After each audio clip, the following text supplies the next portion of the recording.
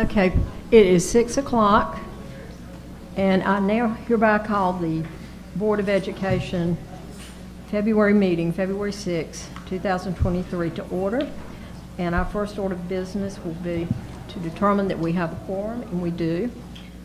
And I'd like to ask Mr. Leonard Peace, Vice Chair, if he will lead us in our invocation. Thank you, Madam Chair. We will bow. Father, as we come this afternoon to discuss and take care of the business of the Granville County Public Schools, we pray that you will continue to bless us as we do those things that's best for children, for their families, staff here. We just ask that you will continue to let us do those things that will be pleasing and blessed for them. These and all things we ask. Amen. Amen. And Ms. Lebrecht, will you please lead us in our Pledge of Allegiance? Everyone rise, please. I pledge allegiance to the flag of the United States of America and to the republic for which it stands, one nation, under God, indivisible, with liberty and justice for all.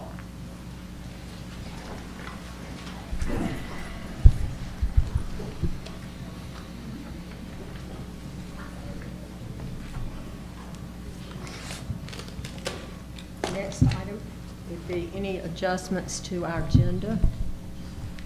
Madam Chairwoman, we have an adjustment to the presentation itself for 8.09, just an adjustment to the presentation for clarity of purpose.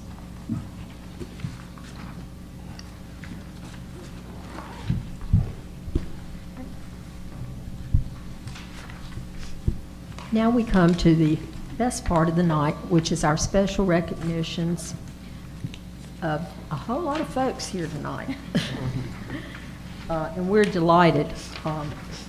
It is a very welcome thing to have in all of our board meetings. And I'll turn that over to you, Dr. McClain. Thank you so much, Madam Chairwoman. We are so excited to have all of you with us tonight. We will begin with our athletic recognition. This is a national recognition. Dr. Winborn, will you take it away? Thank you, Dr. McClain, and good evening, Madam Chairwoman and members of the board. We do indeed have a very special recognition tonight, and I'm going to ask our district athletic director, Mr. Mike Carroll, to come to the podium and invite him and his colleagues to share these incredible news. Yes, sir. And I won't steal Coach Daniel's thunder, but thank you, Madam Williams, Madam Superintendent, board members, support staff, and guests. It's a great pleasure to start everybody's evening off with a huge smile. So if you're not smiling right now, you're about to, because the news that Coach Daniel and Coach Jordan are going to share with you is phenomenal. And if we can't get excited about that in GCPS, then we're here for the wrong reasons, right? So without further ado, I'd like to bring up Coach Jordan and Coach Daniel from South Granville High School.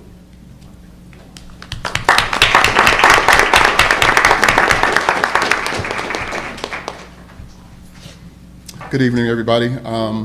Coach Jordan and I are excited about one of our student athletes being recognized tonight by the Granville County Public Schools, and that student being Shanti Jackson. Shanti, who's a senior at South Granville, added to her list of athletic accomplishments last month at the Virginia Showcase, which is an indoor track and field meet, by breaking the national all-time high school record in the 300-meter dash.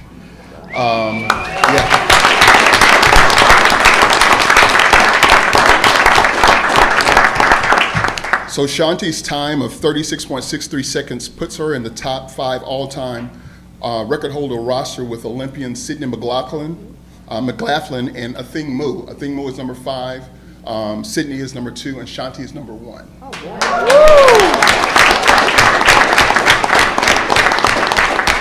So we're very excited about that. Shanti, she's coached by her dad, who's an Olympian and world champion himself, Brashawn Batman Jackson.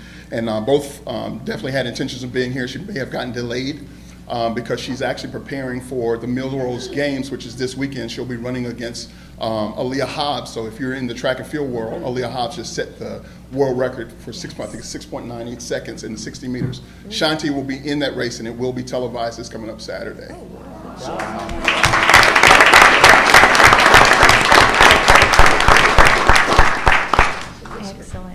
so I'm not sure if she made it in, but yeah, that is a presentation too. So we're very proud of Shanti and all of the track team. Again, last year when we were here, we had our 4x2 team that went to the States. They're going back again to the States this year for the 4x200 meters, so for indoors. So we're very excited. Yes, sir. Excellent. Congratulations.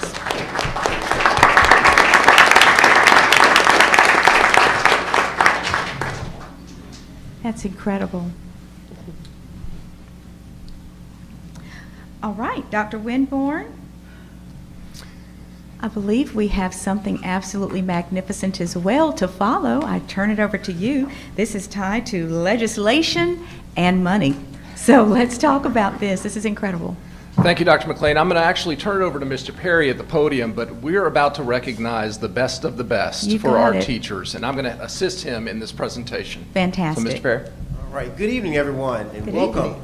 Tonight, we are recognizing some teachers who have exceeded growth with their students for last school year in the areas of reading, third grade reading, reading for grades 3 through 5, and math for grades 4 through 8, as well as some CTE and AB, which is at advanced placement and career technical teachers who met some credentials there. So we have quite a few teachers this evening that we would like to recognize, and these teachers have done such a phenomenal job with these students and growing those students to those high expectations and meeting that academic growth. The state did provide fiscal incentives to those students, those teachers, ranging from $25 per student in some categories to up to, some of our teachers earned up to $6,900, depending on the growth. So we have some top 20, exactly, that really deserves a round of applause. We have some teachers who were in the top 25% in the state and top 25% in the district. So as I call your name, if you're here, please come forward and receive your certificate. We're extremely proud of you and the work that you do each and every day with the students here in Granville County Public Schools. So we'll start off with our third grade reading. And we have Miss Amy Brown from Butler STEM Elementary School. Miss Brown is 25% in the state and the top 25% in the district in third grade reading. Excellent. Congratulations. We have Miss Holly Carroll from Stovall Shaw Elementary School. She's in the top 25% in third grade reading for Granville County Public Schools.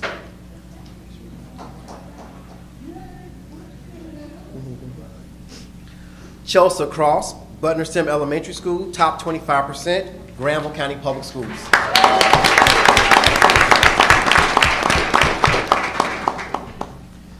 We have April Lemons, top 20 from Mount Energy Elementary School, top 25% in third grade reading in the state and top 25% in third grade reading Granville County Public Schools.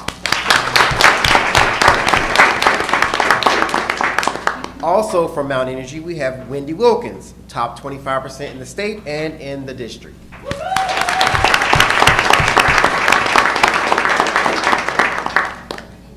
From Tar River Elementary School, we have Terry Shelley, top 25% in reading at the state level and the district level.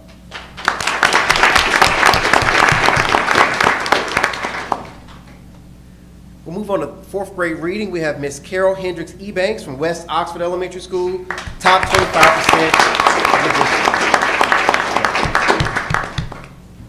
Also from West Oxford, Courtney Nunamaker, fourth grade reading, top 25% in the state and in the district.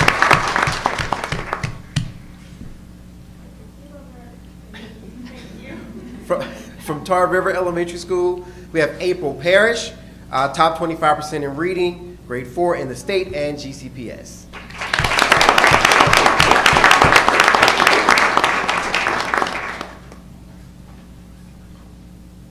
Verona Howell, fourth grade reading in the state and in GCPS, top 25%.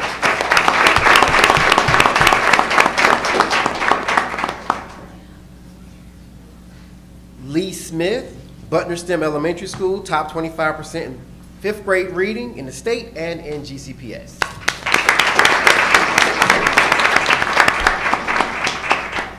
We have Lisa Mize from Stovall Shaw, top 25% in the state and in the district for fifth grade reading. Also from Stovall Shaw, Kimberly Monte, top 25% in the state and in the district. We have Leslie Petrozello from Wilton Elementary School, 5th grade reading, top 25% in the state and in the district.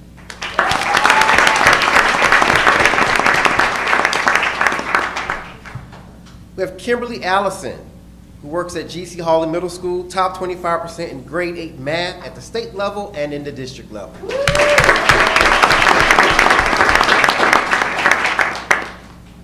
Out of order here. Lindsay Blackwell from Stovall Shaw, 4th grade math, top 25% in the state and in GCPS. Julie Cook, also from Stovall Shaw, top 25% math, grade 5 in the state and in Granville County Public Schools.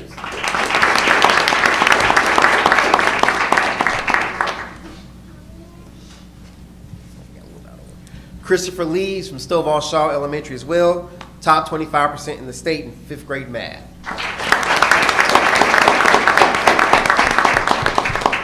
Shelby Levesky, from Butner Sim Elementary, top 25% 5th grade math in the state.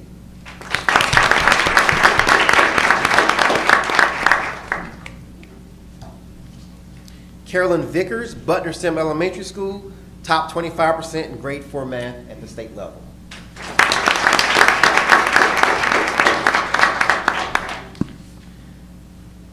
Sherry Wilkins from Wilton Elementary School, top 25% in grade 5 math at the state level and the district level.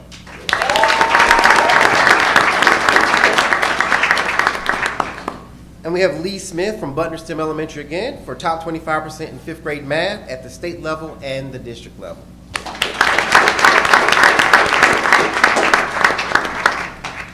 Heather Walford, Tar River Elementary School, top 25% in 5th grade math at the state and local level.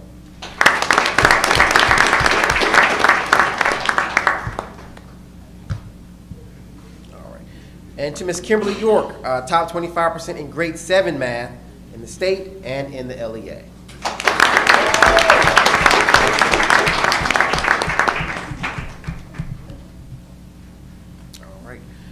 And Mr. Stephen Eisenhart, who's now at South Granville Elementary School, South Granville High School. He was last at G.C. Hawley, so he earned a top 25% in grade 7 math at the state level.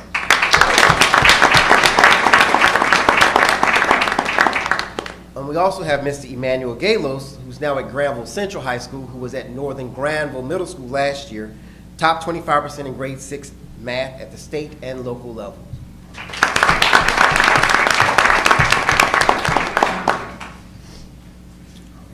Next, we move forward to our CTE and advanced placement. We would like to recognize Mr. Michael Holman from Granville Central High School for his recognition for exceptional performance with advanced placement, CTE students during the 21-22 school year.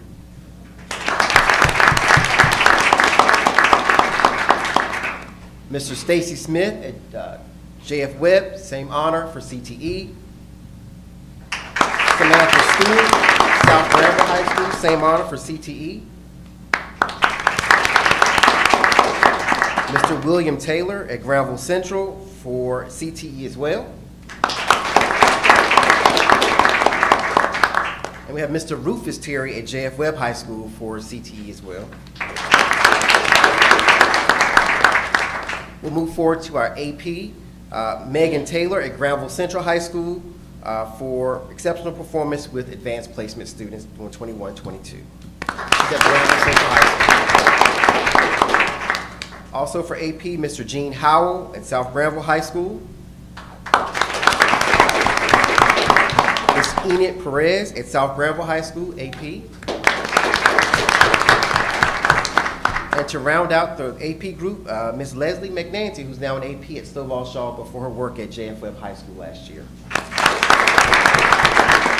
So we congratulate all those teachers for all their hard work and dedication each and every day inside those classrooms, and to their principals, along with their colleagues for their support as well.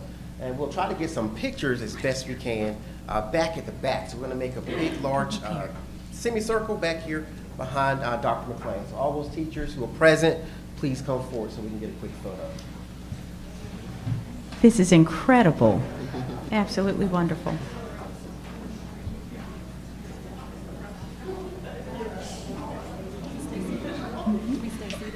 We're going to join them. Okay, I think so. Board members, let's join them. We get a little closer in the picture. Come right on.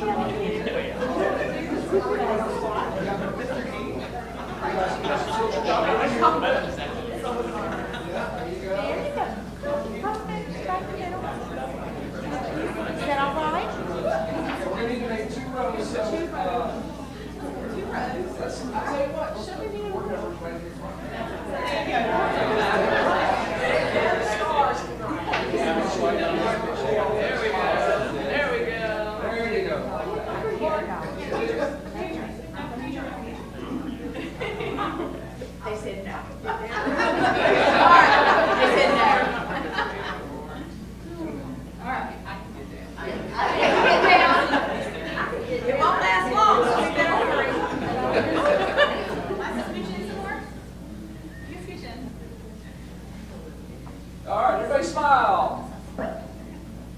Wait, Stan. Wait a minute. Need trouble. Chris, get louder now. Okay. All right, how about a big thumbs up? Woo! Granville County Public Schools. There you go. Got it.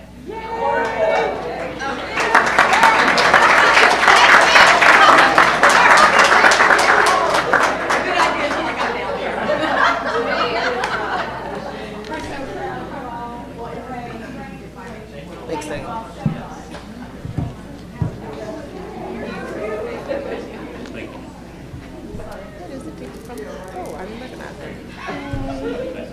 All right. Such a fun night. Such a fun night. Amazing. Wonderful. Outstanding work by our teachers, and we love celebrating them. That's so fun. And we love that our state rewarded that work financially. They earned every penny, every one, so we're grateful. Grateful to have them in our district. Next, Dr. Winborn and I believe Mrs. Hines. We have more exciting news, everyone. This is incredible as well. So I turn it over to you all. Thank you, board members. I would like to ask Donna Albright to come and join. Ms. Albright is our bookkeeper at West Oxford Elementary School, and she in November finished the NC ASBO School Treasurers Academy. NC ASBO is our professional organization, the North Carolina Association of School Business Officials, and as you guys have heard us talking about school finance, we know that when people come from the real world, in the world of finance, they tend to be a little surprised by school finance, and this academy is part of the process to give specific training and instruction in school finance. And just want to thank Ms. Albright for taking the time out of her work to go through that process. It's a multi-day, over many months of coursework and instruction, and I appreciate you going through that. Is there anything you'd like to say? Well, thank you very much. Thank you.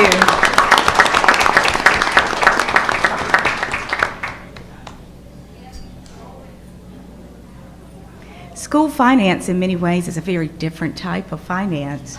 And as Vicki said, coming from the outside world, the business world, into this world can be quite challenging. So thank you for the time and dedication, and congratulations for successfully completing that coursework.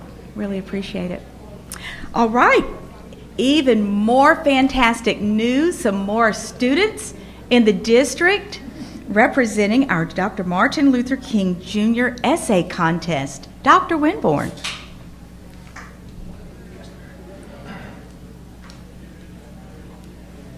So thank you, Dr. McLean and board members. So each year, the Granville County Human Relations Commission sponsors the Martin Luther King Jr. Essay Contest. And we're very proud to report that this year we had another huge outpouring of essays that were submitted by our students from our schools. And we have some winners and those who have placed to announce tonight. Now, it's my understanding that these students have already been awarded their prestige by members of the Human Relations Commission, and as well as their monetary prizes. So they got a nice check, and were able to read these essays at a special ceremony on the holiday itself. So I'd like to call up first Mr. Mark Panganiban of Granville Early College High School, who placed first place. Mark, are you here? No, unfortunately, no. You didn't make it. Well, let's give Mark a big round of applause. I'm very, very proud of him. From what I understand, it was a very moving essay and extremely well written and delivered. So next we have Taylor Thomas, second place from Granville Early College High School.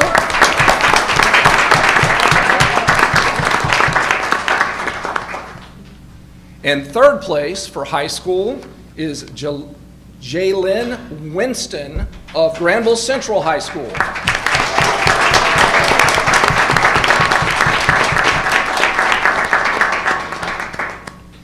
And we also have an honorable mention from J.F. Webb High School for Nicholas Harris. Nicholas Harris.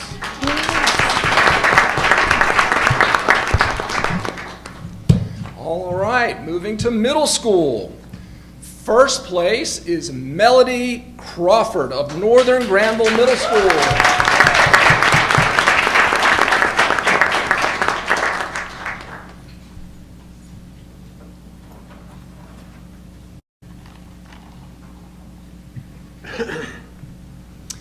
Second place, Parker Duncan, also of Northern Granville Middle School.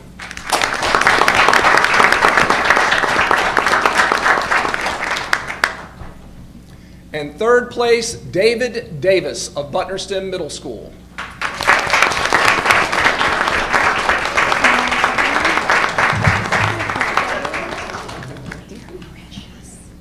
And last but certainly not least, honorable mention for Michaela Christenhall of Butnerston Middle School.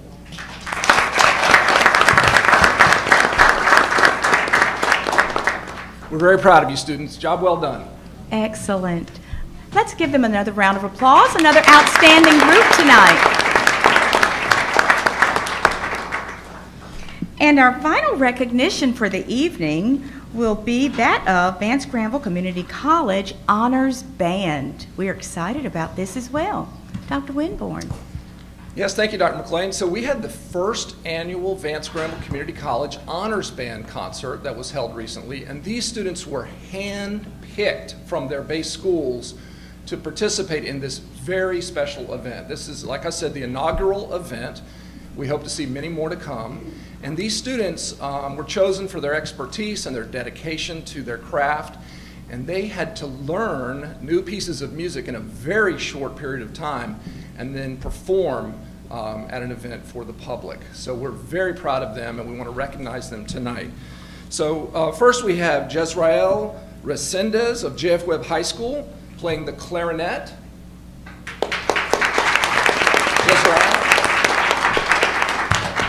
Next, we have Jaden Sanford of J.F. Webb High School, alto saxophone.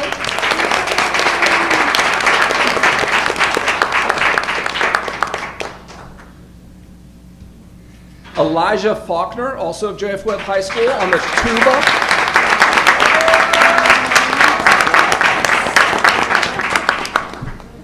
Sean Carroll of J.F. Webb High School on percussion.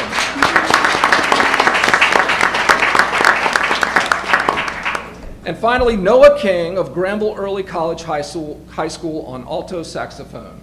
Noah.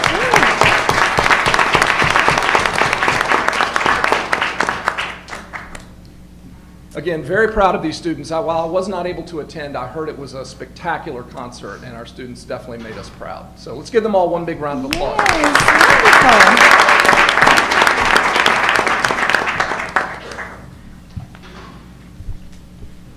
next item is we will hear from Dr. McLean for her superintendent's report. Thank you, Madam Chairwoman. Well, Dr. Winborn, you are right. Spectacular is the word. Since we last met, look at all the wonderful things that have transpired, and I'd just like to say thank you to each of you for coming out tonight. We'll give them a moment to get out. Thank you to parents and guardians. Thank you all so very much. So to members of our Board of Education, to our parents, guardians, our faculty and staff, students and partners viewing, good evening. I again would like to congratulate all of our red carpet honorees this evening. Well, can you all believe it is February, meaning half of this school year has come and gone. We're at the midpoint. Time is certainly flying, but as you can see tonight, not without a strong emphasis on quality instruction, clubs, activities, and experiences for our youngsters. Tonight, I would like to begin by welcoming this year's cohort of Leadership Granville County. They visited with us today at several of our schools, and I know we have some visitors with us from Leadership Granville County. Will you wave your hands if you're a representative from Leadership Granville County? I think I see one or two of you. Yep, there you are. Thank you so much for joining tonight's meeting. They had Education Day a little differently this year. They conducted their business by visiting an array of schools throughout the course of the day, and they visited West Oxford and Webb High School earlier today. So thank you for coming. They may join other meetings as well. I would also like to welcome our new Family and Community Engagement Coordinator, who will oversee our Parent University, the Pulse newsletter, and in addition to building relationships with our parents, guardians, agencies, and families, will also partner with our community. Her name is Miss Christy Ratcliffe. Is Christy with us this evening? I don't know that I've seen her yet, but we will make sure you get to meet her very soon as well. Also today, My Future NC hosted a virtual meeting and began once again the conversation around 2 million with credentials by 2030. And this requires of each of us an intense focus on our educational attainment and our workforce goals. This was a wonderful State of Education address by many state officials, and it helped remind us about doing well despite headwinds. This is National School Counseling Week. It is always celebrated the first full week in February. So let's all extend heartfelt appreciation to our amazing Granville County Public Schools counselors all week long. I'd like to be one of the first to say thank you if you're viewing at this time. It is also school tour season in Granville County Public Schools. Yes, parents and guardians, as you make decisions regarding school choice for your children next year, I encourage each of you to take time to visit our amazing schools. They are open for school tours. We have traditional schools, magnet schools, application and specialty schools, a blended virtual school, an evening school, and so much more. We believe you can find the right fit for your youngster. Regardless of what you may hear, we offer AP and honors levels courses, a STEM school, a CATCH school, a school with an emphasis on healthy, active children, a global language immersion school, a state and nationally recognized Leader in Me school, high schools with CTE certifications in athletics, and so much more. So please take time over the course of the next few weeks and check us out. We have some of the most incredible teachers, which you've seen this evening, and administrators in the game. All of them are prepared to offer in-person tours the remainder of this month. We are definitely on the move in Granville County Public Schools. I am equally as excited this evening to announce that our pre-K and kindergarten registration seasons are also open. Please visit our website or head over to one of our registration centers located at either the Mary Potter Center for Education or Mount Energy Elementary School, or drop by one of our elementary schools for more information or an application. February is Career and Technical Education Month. We have tons of events and activities planned all month long. Remember, in Granville County Public Schools, we have 22 pathways of study for students and 20 certification areas. So please allow me to brag for just a moment. Last week, our virtual enterprise program houses, and we house this at all 3 of our comprehensive high schools, competed in Florida on the level where our students did exceptionally well, and they will be heading to New York. Is that right, Mrs. Salisbury? They will be headed to New York. Over 40 pupils went down to Florida, and all 3 of our schools did exceptionally well. So we will be bringing these groups before you, but I wanted to say thank you to our teachers and students for a job well done. We're proud of each of you. Our theme this year is Mission Possible, and boy, aren't they displaying this in droves. February is also Black History Month, and our district always celebrates with an array of wonderful projects, events, and activities. I encourage you to feel free to join us at any time. Now, tomorrow night is our district spelling bee, and it will take place at Northern Granville Middle School at 6:30 p.m. So come on out and join us and support our kiddos in the spelling bee this year. Madam Chair, this concludes my report. Thank you so much, Superintendent McLean. This is Mike. Okay, it's doing right now. Okay. I would also like to welcome everyone here as well as those who have joined us online as we conduct the business of Granville County Public School System, and especially our leadership Granville candidates who are visiting with us tonight.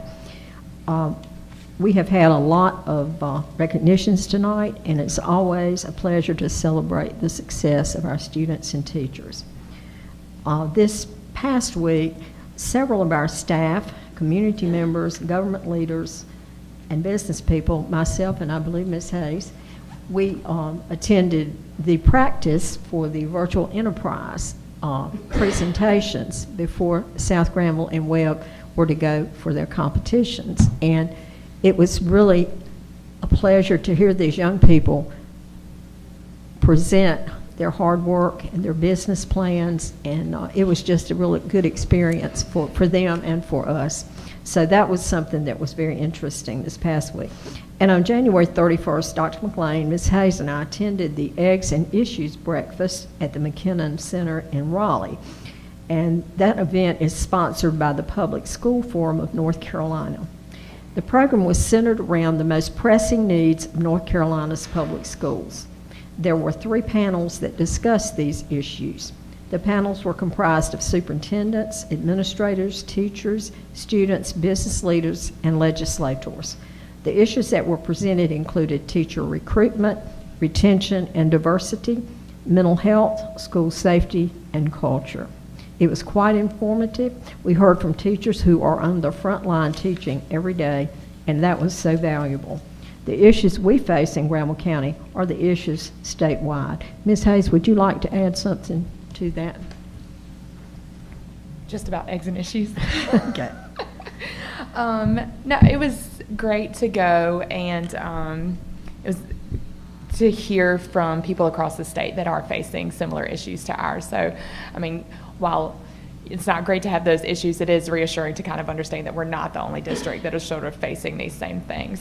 One thing that I did find surprising that seemed to be one of the big issues that was talked about was gun violence. And while I understand that's the thing that makes the news, I did feel like one of the things that they left out was the everyday challenges that face our teachers and students and those risks that they take every day. You know, just, I mean, from, you know, unfortunately, you know, things that make it into our schools that we don't want there. I felt like that would have been a little bit more realistic for them to talk about. So I'm hoping that there'll be, you know, maybe information about that next year. Did you do that feedback form? Yes, I did. Okay. Okay. We also had I think the only committee that met since our last meeting was the academic meeting. And basically, we talked about the school calendar, which is coming up later in the meeting, and student mental health needs, and also, let's see, there's one more thing. I'm Social trying to studies. remember what it was now. Social studies. Social The studies. social studies curriculum. So we're going to hear about that later tonight. So do you have anything to add, Dr. Lindsay, to that? No, not this time. Thank Okay, thank you. Appreciate it.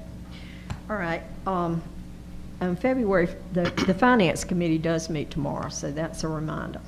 On February 1st, Dr. McLean and I and Vice Chair Peace met, and some of the executive team met with the chair of the Granville County Commissioners, Mr. Russ May, and Commissioner Tony Kazor, and the county manager. And this was the start of conversations about school needs and challenges ahead as we begin our budget planning for the 23-24 school year. So that was an important first step, and we have some other things coming up I think that we'll refer to later in the meeting. I'm just adding this right now. I got a call this afternoon, board members, from Senator Bodie. She wanted to make sure that we all were aware of the Parents' Rights Bill that's before the Senate and House, and asked that we study it, and if we had any concerns, to please let her know. And I assured her I would share that with you. Okay. And I thank you, everyone, and I guess we'll move on to item 601 on our agenda. It's time for public comments. Are we not going to do reports from other board members? Are there any more reports from other board members? Oh, okay. I think we may have some more reports from board members. I'm sorry. It's okay. If I can have just a Sure. minute. So I did want to add to the congratulations to all the virtual enterprise students. I did go to the practice session that they had, and they did a really awesome job. I also wanted to say, add my thanks to the counselors across the district. I know how hard they work, and they deal with a lot more than just, conflict resolution. They help with all sorts of things from, anxiety to, class schedules to teacher support. So I really appreciate their work that they do.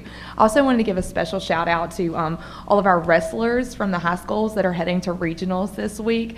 That's super exciting. We had a lot of guys that qualified from all three of our high schools, and I'm really proud of them.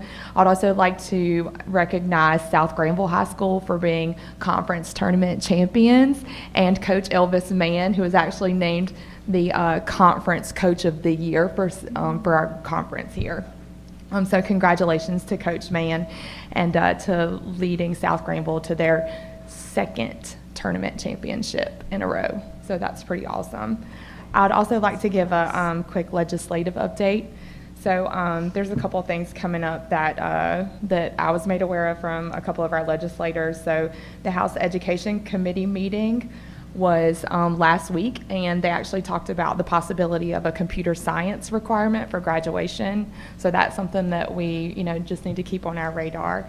And also, there is a bill that's being talked about where they'll require all of the public school districts to accept cash at their athletic events. I'm happy to tell you guys that we already do that.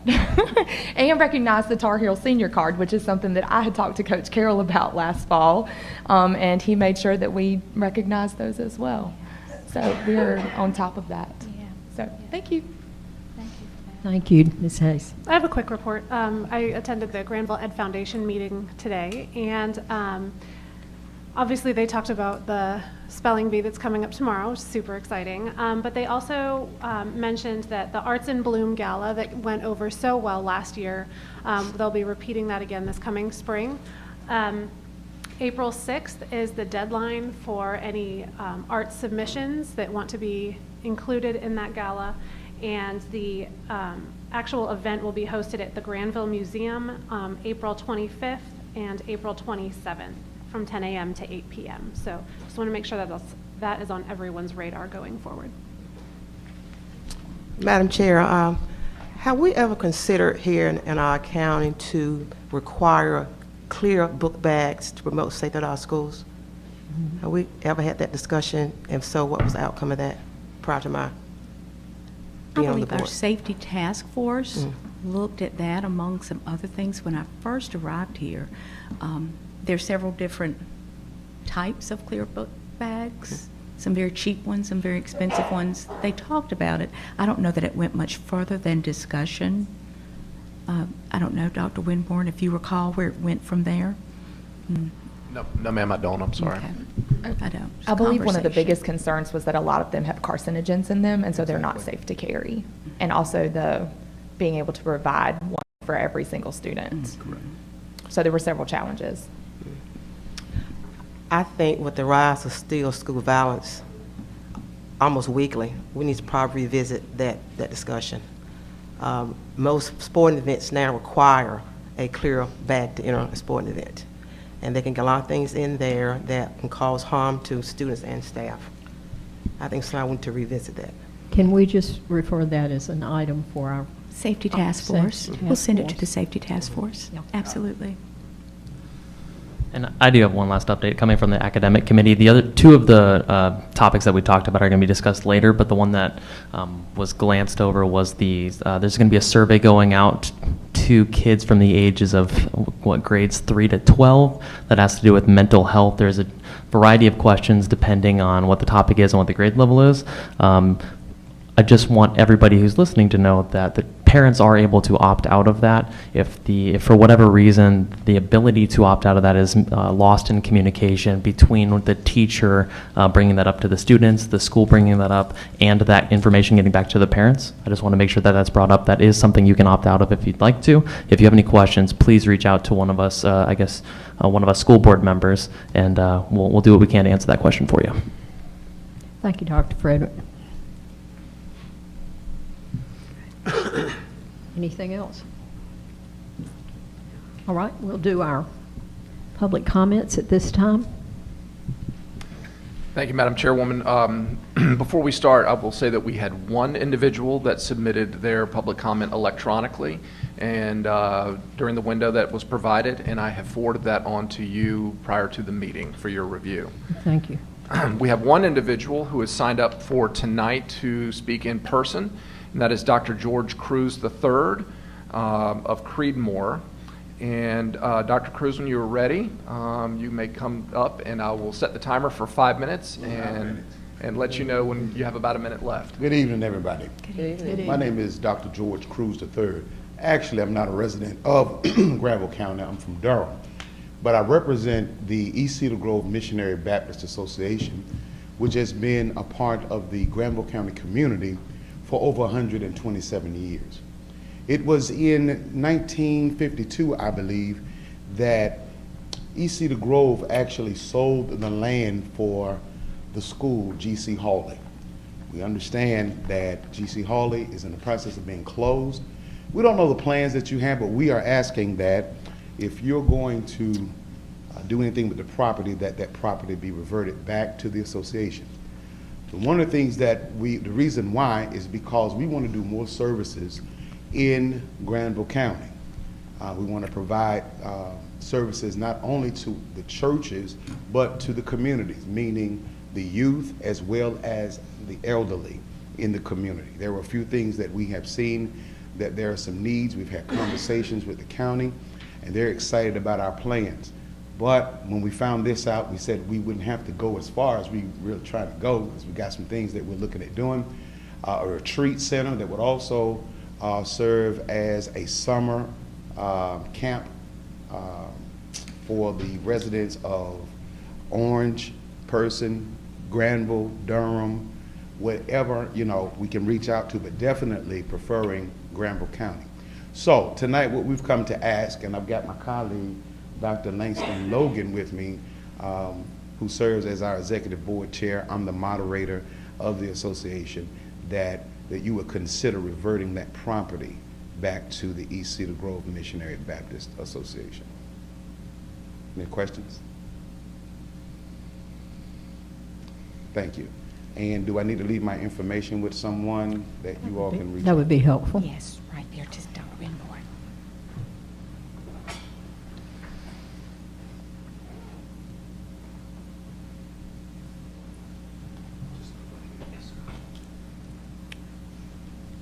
Anything you gotta leave out? I think you covered everything.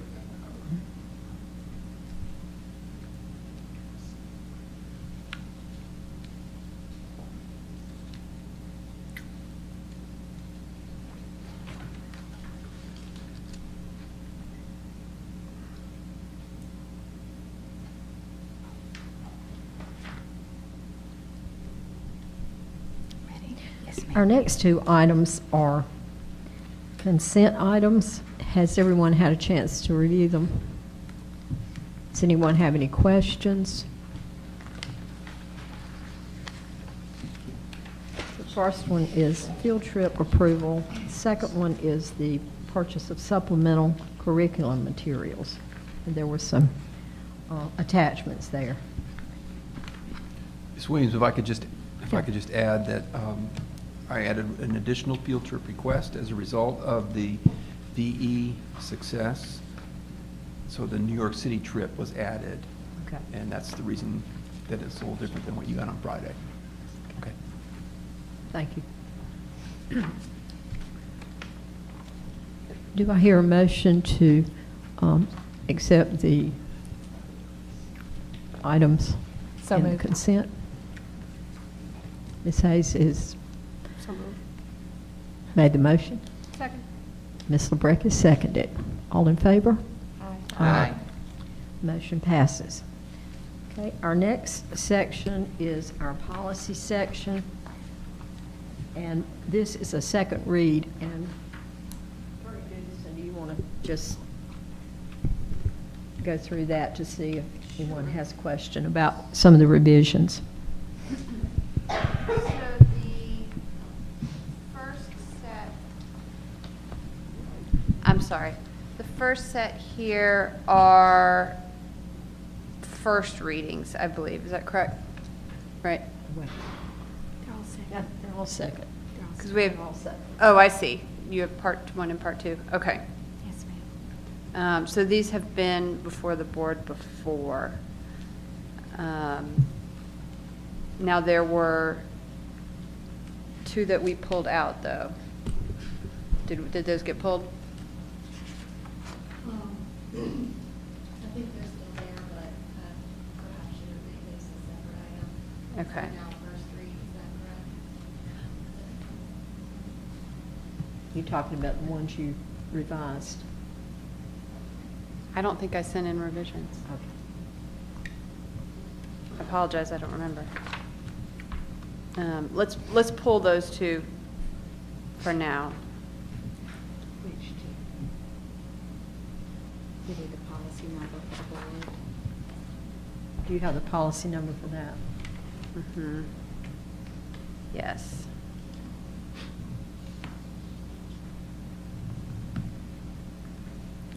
$21.20 and $23.10.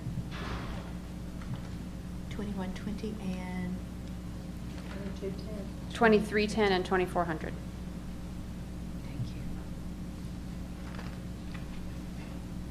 So there are three. Yes. I apologize, board members. I did not realize this was the second reading of that set.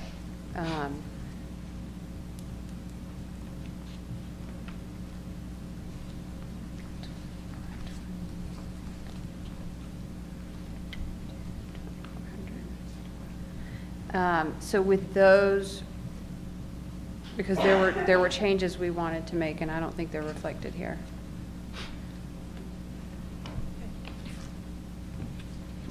Do we want to go ahead and, can we go ahead and pass second read with the exception of those particulars? Yes. That's what I Ms. would Parr. recommend.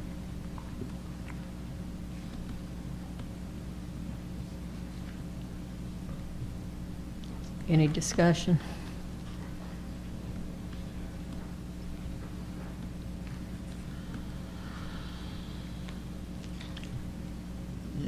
Why are we doing, I don't remember. I why apologize. we- This is updated. I don't remember. why we 2400 is pulling the- updated. Okay, so 2400 is not to be pulled. Let me make sure the other two are.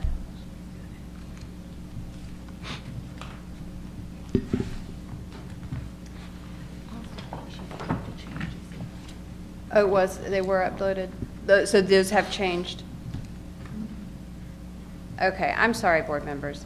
So those three, 2120, 2310, and 2400, changed since first reading at the request of the board. But it looks like the changes are here. So 24, I'll take them in order. 2120.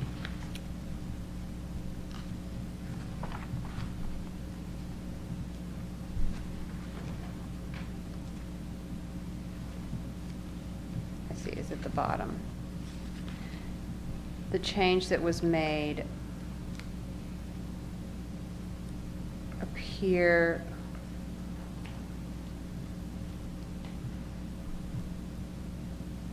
Page 2, number 4. And the additional changes that were made since last time. So if you look at the way the changes are here, the blue is new since first reading, and those were the changes requested by the board.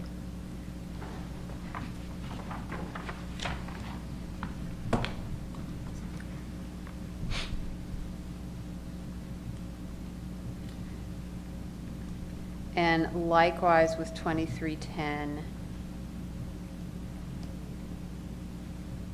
the blue.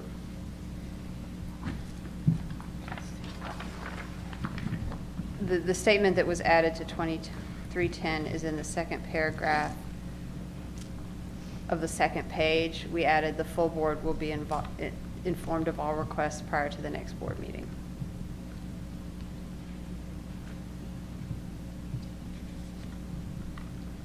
And then in 2400, we added the statement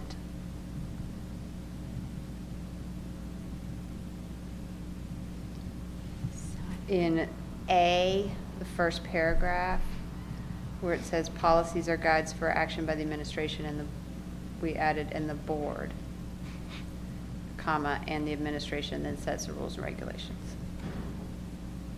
So those are the only ones that were changed since first reading. So everything they've seen is right, what they Right. were expecting. I believe we did capture it, yes.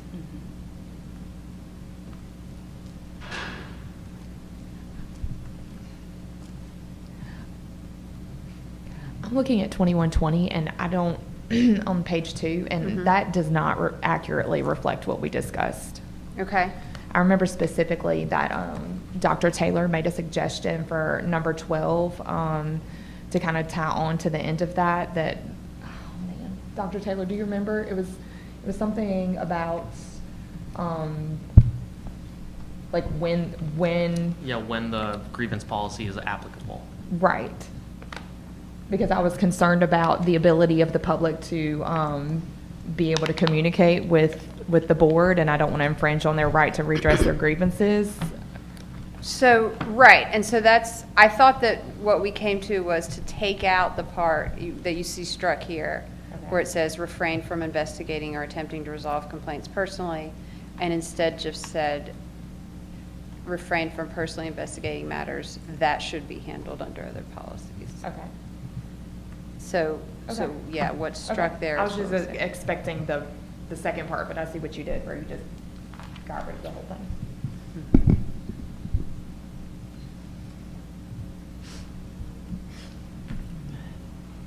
Does that make sense? Mhm. Look after it, okay. Thank you.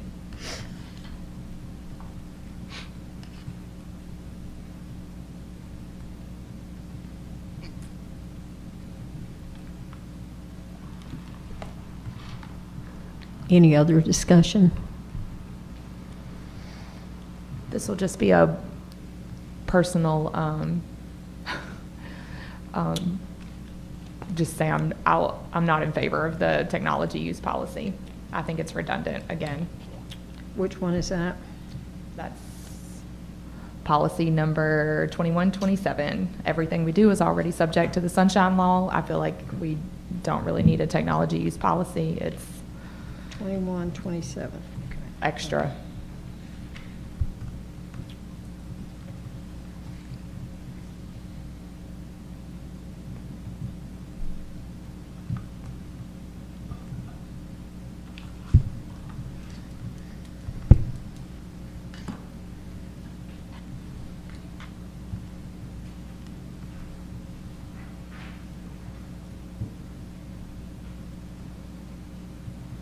Which section specifically are you referring to? Oh, basically just the whole policy.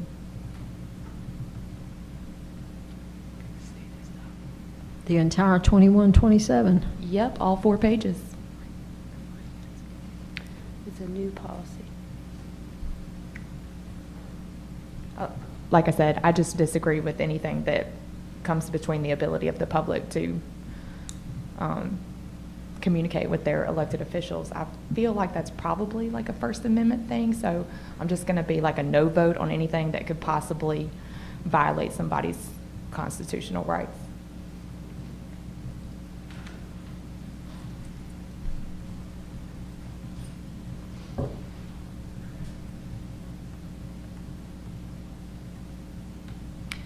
I'm just not seeing what it prevents. Exactly. Help me out here. Just, like I said, just the ability for us to receive messages, for us to send messages, for us to post what we want to let our constituency know what's going on or what our opinions are. I just don't like anything that limits that, their ability to communicate with us or, you know, have their opinions heard on our, you know, on whatever avenue we choose to communicate with them. That's all.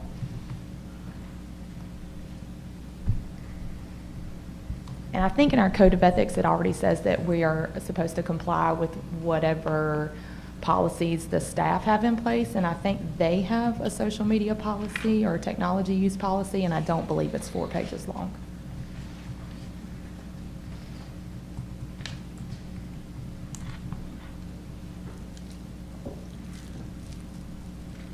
It seems like, excuse me, it seems like this policy deals with the technology that owned by the school that you use.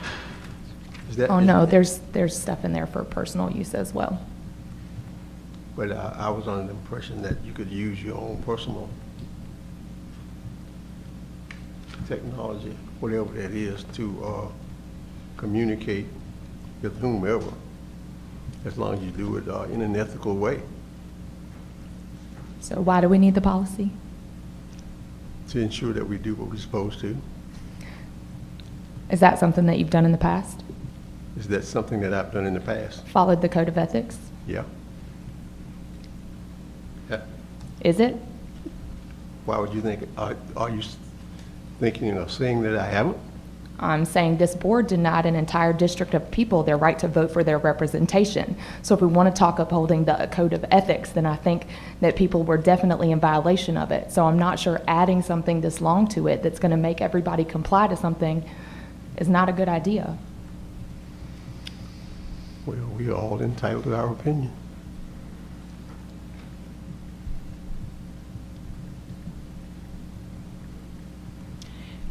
I hear both sides of this, and you know, this policy has been out there. I do not see anything wrong with the policy. It basically talk about the different things that you said with the responsibility of the school system, technology resources, and using the school system technological resources, things of that nature. To throw that policy out and think about, well, you know, I am an elected official. Unless we use this, I should be able to, unless I'm misunderstanding, are you saying that we should be able to talk to our constituents or respond to them using the school technology or using the systems like our system that we have here in the system that we were issued? Absolutely, we should be able to respond and receive messages from our constituents using school technology. Yes, and we're already doing that now because we Right. all have those emails that we're getting, right. and we get emails from our constituents and different people all the time. And that I definitely is something that should continue. But I think at the point of when the constituent, parent, or whomever that comes in to the school and asks a question that needs to get some validation or need to get something that we as a board member, not knowing exactly what all the things that might be going on around this from the school system, from the superintendent down through to the, you know, different schools. Now, definitely that is something that I would want, and I believe I saw it in the ethics, that you definitely need to let this be handled by the people that's over, you know, because it moves away from the school board member and then moves to the superintendent who is responsible or answers to us, and then she have all of the principals and other folks behind under her, then, I think that that's the reason they have these various levels so that they can be followed and not, hey, I'm, it's going to cut you off here and I'm going to take care of this versus letting it go through the proper, methods to get accomplished or to get back to your, constituent or whomever sent you an email.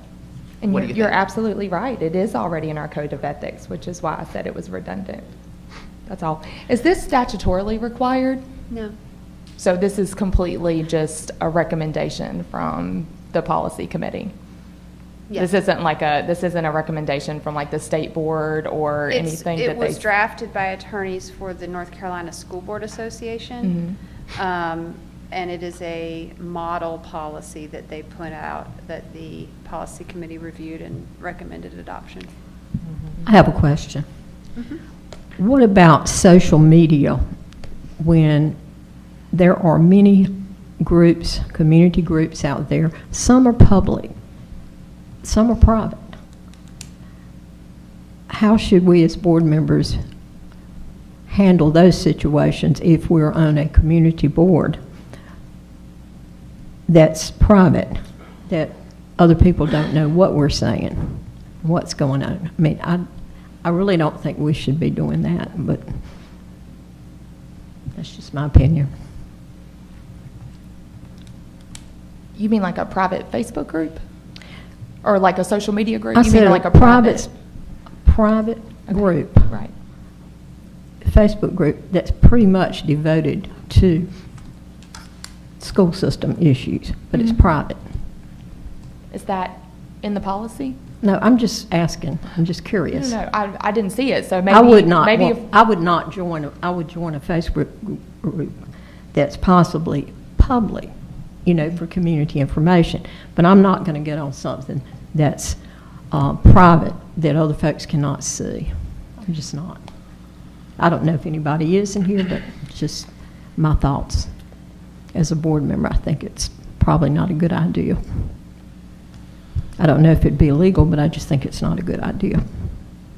So I have a general question. So with the overlapping of the other codes of conduct, the sunshine laws, and any other technology, I guess, guidelines that we're subject to that are applicable between the administration or otherwise anybody that has a school system, email, et cetera, do we have any legal vulnerabilities that this specifically and exclusively covers up, or is it a global blanket to kind of tie the knot on a couple of different legal approaches, and this is just something that oversees the three things that I just mentioned?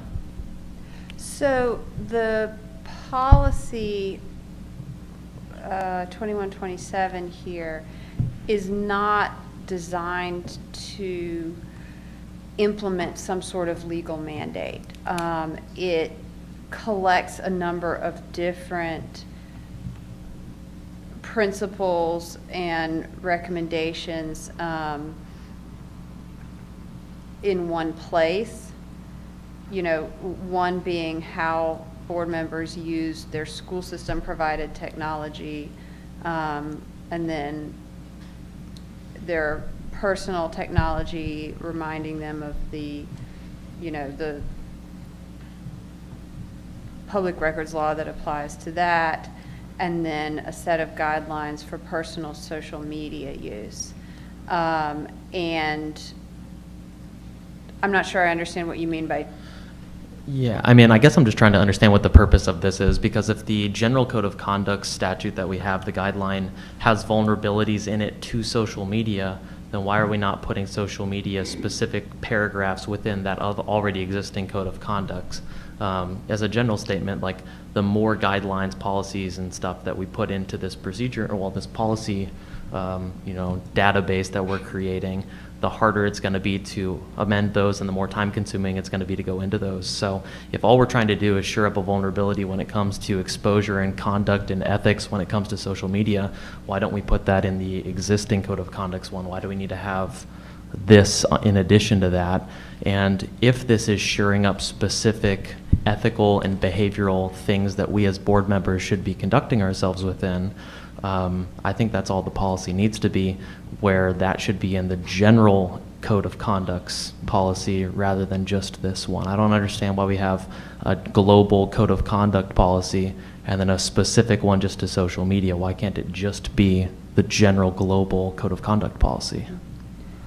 So you're suggesting that the board member use of social media be taken from this policy and instead put into 2120? Well, my specific question was if we had any legal openings and vulnerabilities in the existing code of conduct that this specific 2127 covers us for, because if it doesn't help us get more protection and doesn't introduce specific guidelines that are, if what it brings to the table is already listed elsewhere in the code of conducts, then it feels redundant to me. If it's bringing genuine, unique information that's necessary, then again, to me, it makes more sense just to start with adding some of the specific and necessary portions into the general code of conduct's policies, not having an entire separate one about social media use. So I don't think the overall goal of either of them is covering legal vulnerabilities so much as, particularly with the Code of Ethics, as it's a collection of principles to promote effective board operations. And so, could you, if you want to have a policy on board member use of personal social media, could you put that in the Code of Ethics instead of in a separate policy? Sure. Yeah, because if we just have one sentence in the Code of Ethics that says, as a board member, behave ethically in front of the public, and in open and enclosed session or whatever, then that should be in the general code. We don't need and on social media one that has its own entire policy subset to it, because, and I could be wrong, I'll defer this to you, but if you have this that dictates behavior on social media and another one that dictates behavior not on social media, is there any chance for some of those to be in conflict? Well, certainly they could be in conflict. I don't believe these are. Yeah. Originally, the draft Code of Ethics, the model Code of Ethics, did reference complying with all other policies you mentioned, but you asked that we take that out, and we did. Right. So it no longer incorporates the staff technology policy. What it does incorporate is that board members will comply with any board policies that set expectation for board member conduct. And so this would be an example of one of those policies. It is an optional policy, and I think we talked about that at the first read. So I think if that is the one about which there is concern, perhaps we should vote on it separately, or there can be a motion to adopt all of them. And so I think those would be the two ways to go. I would just like to add, and I know we all are familiar with it, with the news and things. I think it was the law class that I attended for the school board over this past fall, and social media, and we all know that, is really beginning to get much attention, not just for something at our level, that what kind of social media we might be able to discuss or not here from this policy, but they're making it for within the schools too, because we know what's going on with the young folks, our school children that are getting out on social media and all of that. That is very much a new policy that's going to be coming through. So definitely, I think that we have to have some policies that we feel are, pretty straightforward, as well as we start making policies within the school system dealing with social media that is beginning to really raise its level, of people seeing things going on with the social media. And I see this here, and I understand what's being said by everyone with regards to the ethics, and that could also possibly just pull in a sentence or two from there.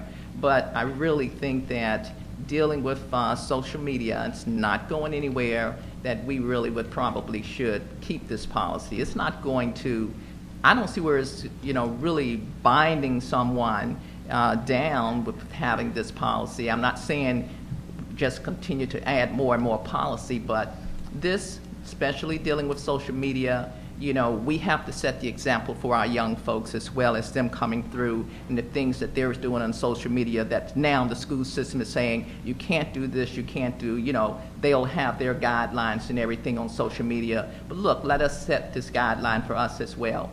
Social media applies to us as elected officials just as well as it would apply to our students that's getting out there doing things that possibly should not be and against the rules and guidelines. So I say we keep the policy. I could call for, is there anything as I call for the question? And I'd like to make a motion that we approve all of the policies under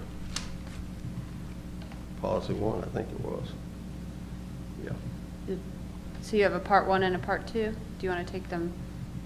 Well, I was just doing part 1. Part 1. Somebody might have some concerns about part 2. Can I second that Mr. motion? Peace has made a motion to adopt the policies under Part 1. Do we have a second? Second. We've had a motion by Mr. Peace, a second by Dr. Lindsay. It's now time to vote.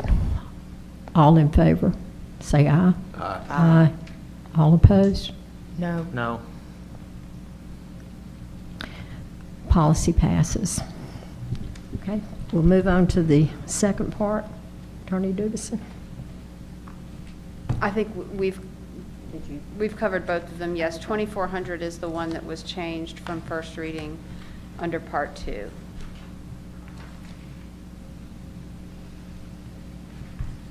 And the specific change was to note that policies are guides for action by the administration and the board.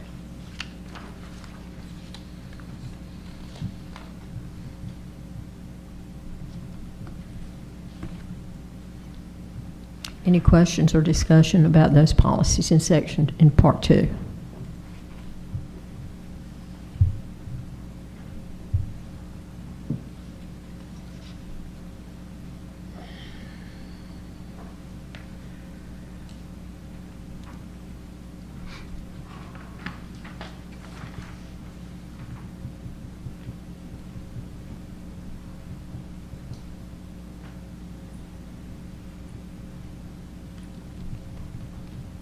Do we have a motion on Part 2?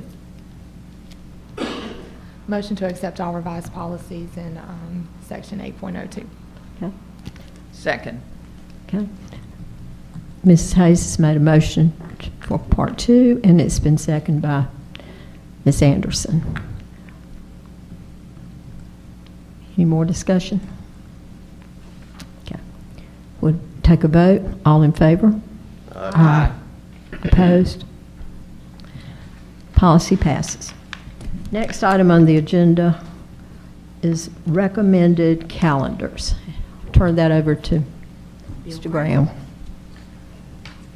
Board members, Mr. Graham and his team have worked exceptionally hard with parents, with staff, with just about anyone we possibly could. We've been receiving feedback since the fall with regard to what you have in front of you. So, Mr. Graham. Thank you, Dr. McLean. Thank you, Board. This is the 4th step in getting the calendars approved. I want to thank Ms. Rice for all the help that she's provided in this process.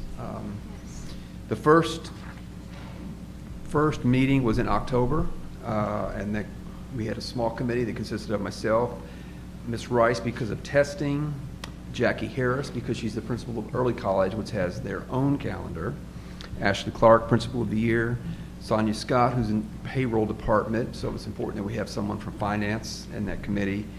Dr. Whitaker, who was there because the letters training would impact the calendar. In that committee, and Lori Ward was there, and Lori Ward is, she oversees all the data managers, so she knows all that information about when, at the end of the quarter, when the report cards come out, et cetera, things like that. So that group met in October and looked at several options. As you may or may not know, I'm not going to go into a whole lot of detail, but we're very restricted in what we can do with our calendar. General statute says that it has to begin no sooner than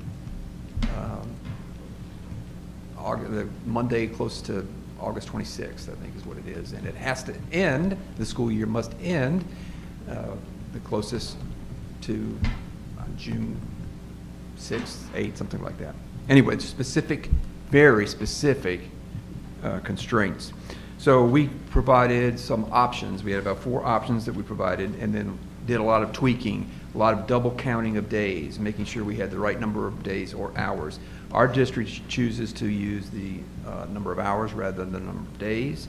That gives us a little bit of flexibility when it comes to things like inclement weather. On January 12th, a larger committee was formed, and that included Dr. McLean, Ms. Williams, Ms. Lebrecht, 6 parents, 6 teachers, 5 principals, Ms. Rice, Ms. Henderson, myself, Dr. Winborn, and others. Feedback was provided through a Google form, and it was used to receive, like, what are your preferences from this group? And it was very helpful. So it allowed for a conversation. It allowed for input from a wide variety of constituents. And we came up with our final options. The third step was the meeting that we had with the academic team that was mentioned in the comments. And so we had that to present to that committee. I will say that during that time, Principal Harris and Marty Newton, her assistant, worked on their calendar. They have to work within even more constraints than we do because they have to work with Vance Granville Community College. And so that's the reason. I mean, they're on a different schedule, but it's much more difficult for what they, in terms of their flexibility. So after all of this and the input from the academic committee, we are here with our 2 calendars. The one that Mr. Connor has on the screen before you is the traditional school calendar. It accomplishes several things that we feel are important. The semester ends before the winter break. That was a priority, and we were able to get that in. Easter, or the spring break, occurs after the Good Friday. So there's a long break, and that was something that people, voted on that they wanted. And next year, there was some creativity. We asked the committee what they felt about in February, which can be a long, short month. We decided that maybe we could take one of the work days, or one of the annual leave days from the winter break and put it on February 19th. So there's a required work day, February 16th, which is a Friday, and then the Monday, the 19th, is an annual leave day. Ladies and gentlemen, I'm here to say that this was wholeheartedly accepted by parents. That was the group that seemed to feel strongest about that, having that long weekend so that they could do something with their kids. So I just wanted to point those things out. And we have, with this calendar, this allows us to have a long block of work days at the beginning and then at the end of the year. So, board, this comes to you as an action item. Also want to show the early college calendar. And thank you, Mr. Connor, thank you. Yeah. So that you have the early college calendar to take a look at as well. And again, this one is very constrained. There's not much that we have to do with this. So board, this is an action item, and these are brought to you for your approval. We're asking that you approve the calendars as submitted. Super quick question. Because Yes. I was on the committee, but I can't remember now. Okay. The days that are marked in like that peach color, Okay. what does that signify? Where are we? On the non-Granville County, or Granville. The one we're looking at right now? Not the other one. Okay, go back to the other one. The other calendar, sorry. Those, yes. That's quarter 1. End of quarter, okay. Mhm. Thank you. That's kind of what I figured, but I just wanted to be Yep. sure. Mhm. What would you do if there was legislation passed between now and then? Thank you, Ms. Hayes. You're welcome. It so happens that we have a calendar in our back pocket. You were so on top of it, Mr. Gray. Should that legislation come to fruition. I cannot take credit for that. I am very blessed to have wonderful people to work with. And actually, as we hammered out these things, that was one of our options. We actually, I think one meeting, we had 5 calendars, I think. But we kept that one, and tucked it away. So that's the answer to your question. We will be prepared to act quickly to come to you. Yeah, so it would need to come, it would come back to the board. Yes. For the change of calendar. Yeah. You would have to approve. So I'm going to tell my board then this. There's actually some legislation right now that some local counties have filed. And so today there was actually House Bill 51 that was filed by Moore County Schools, Randolph County Schools, Asheboro City Schools, Gaston County Schools, Surrey County Schools, Mount Airy City Schools, and Elkin City Schools that are all trying to get the flexibility in their calendar for the upcoming school year to battle pandemic-related learning loss. And while I realized that that would throw a rather big stick in a wheel or two, if we want to talk about doing things differently and really being there and doing the best thing for our students, I think that this may be something that we need to consider. And it's not even, the bill that I looked at was House Bill 51, which again was just filed today. And that actually just says that the local education boards have the ability to change the calendar. They don't have to if it doesn't fit with their needs, but it gives them that flexibility just for the upcoming school year in case the General Assembly doesn't, push the whole statewide bill through like we're kind of hoping they do. Yeah. We're watching it very carefully. Yeah. Yes. So there's always that option if the board is interested in that. I'm sure that we could ask to be signed on for that, since our administration was so diligent in creating an extra calendar. Thank you so much. I am not bringing to you that we defy the law and start early. But we could with this. We could with this. It wouldn't even be that we would get permission. Well, I would just say philosophically, I don't want to get too off of the weeds, but philosophically that would be one. To have that flexibility would be great, because then we could have a more balanced, in terms of semesters, the number of days, and still have the exams before the winter break. So What is the disparity between fall and spring semester? It's pretty significant, right? It's 78 the first semester or something like that. Is it 80 versus 100 or something close to that? Something like so that. 80 in the fall and 80 100 instructional days in the Something spring. like that, So yes. a pretty large disparity. Yeah. Are these bills just for a one-year period, or are they forever? No. It's just for the upcoming academic year. That would be it. I think our problem, I would love to think that we could do it. I'm just concerned that with the work we have to do at Holly and Creedmoor move, we might be pushing it really hard. I don't know that that can happen that quickly. Well, I would be curious if we could look into it more, because that is only one school, so we could potentially look at using that for other schools and not one if it's necessary that way. But I mean, if it's not a requirement that if it gets approved and we have to do it, then I think that it's worth looking into for sure. And seeing as how Mr. Graham is head of operations, I would love to hear his input on that. He seemed pretty excited when I brought up the idea, so maybe it's feasible. Okay. Could I hear it one more time? It's simply a local bill that would give us the flexibility to go back earlier, to shift our calendar if we wanted to. Right. That's it for one academic year, Right, for the for one upcoming academic year. and that's it. Yeah. So how soon would how forward would it shift the calendar? It's up to A week? us. What the bill allows for that particular local bill would allow, if it passes, districts that are listed on it to open as early as August, no earlier than August 10th.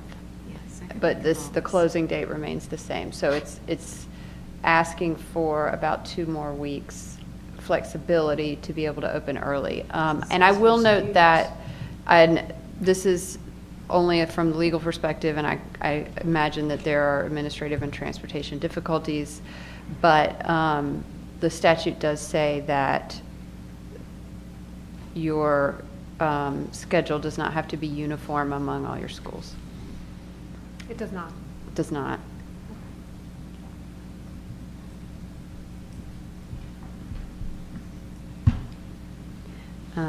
So if the board was interested in requesting to be added to local legislation, or requesting that your legislators, make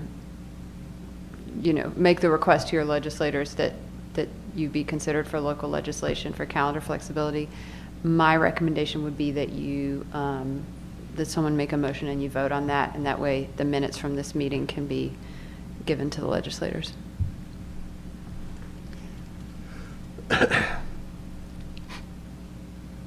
I realize that there would be challenges for the administration. However, I think that if we truly want to put the kids first, and looking back at what has happened over the last couple years and dealing with some of the lowest proficiency rates that we've ever had in Granville County, I really think that we can overcome those challenges as a board, as an administration, and as a community, and do what's best for the kids. And if this is that option, then I think we really need to go for it, to at least give us that flexibility, not even saying that we have to do it if it passes.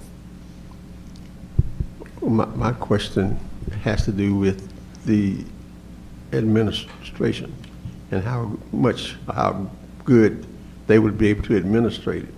I mean, because I don't have a problem with it, but if we can't successfully implement it, then I have a concern about that part of it. Because you said something, we talked about doing not all schools, which is a concern of mine also. I mean, because the idea that we could possibly not have the Creedmoor School and the Hawley School done by the time that we have school set for now. And my concern is, how do we do that if the administration can do that?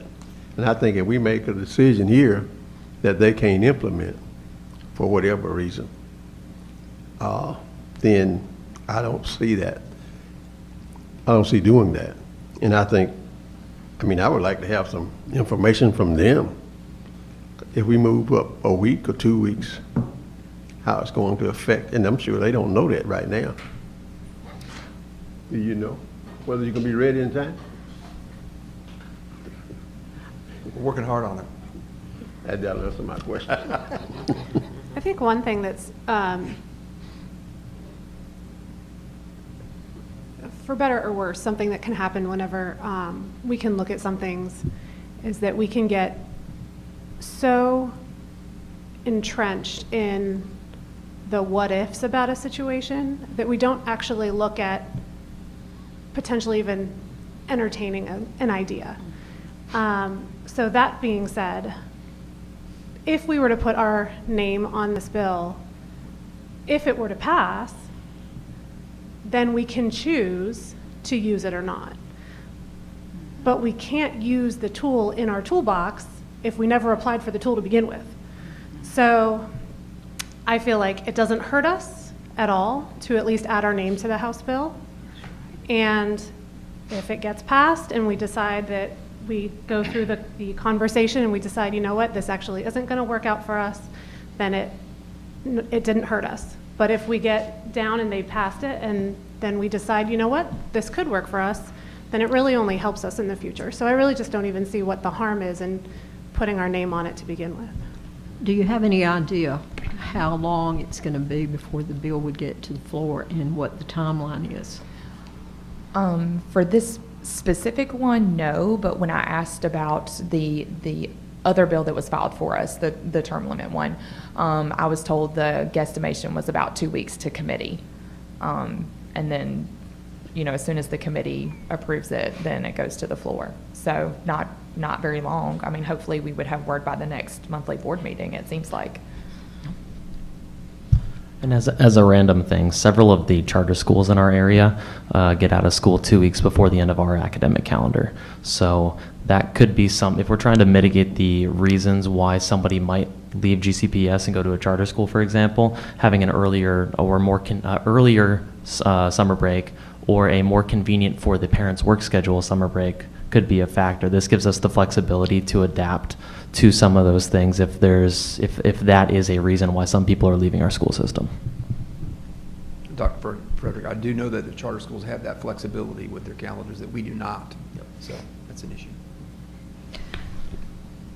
I think we would have to be pretty quick in making a decision.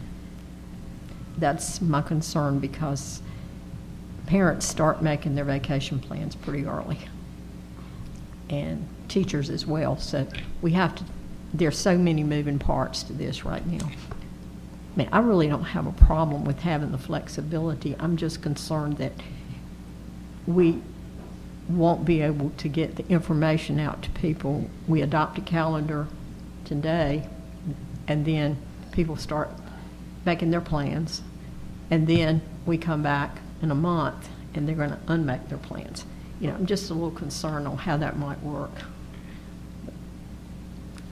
Again, I feel like these are all things that we can talk about if and when it is even possibly passed. So I would like to make a motion that we go ahead and sign our name to it.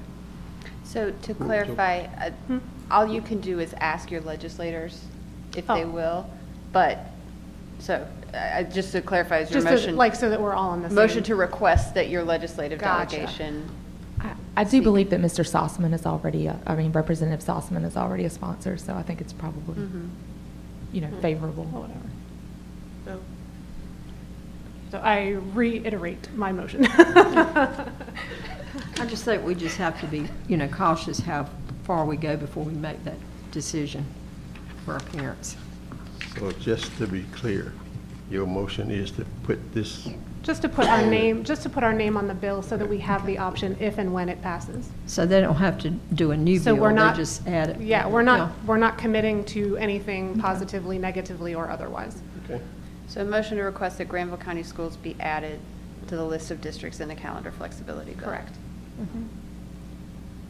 Is that a motion? That's the motion. Second. Had a motion, Ms. LeBrecht, second by Dr. Lindsay. Any more discussion? We'll vote. All in favor? Aye. Okay. Very good, thank you. Did we vote on the calendars yet? We need to vote on the calendar. Yes, we still need to adopt a calendar, which can always be amended later. I'm sorry, Bill. Motion that we approve the calendars as presented. Second. Motion's been made. Mr. Pease, second by Ms. Hayes. No more discussion? We'll vote. All in favor? Aye. I do think it's so good that our district involves so many people in making the calendar, gets parent input, teacher input, student input. Students gave input So this time. I think that's a good thing. I don't remember that when Now I was I'm coming thinking. along. We just showed up when they told us. That's right.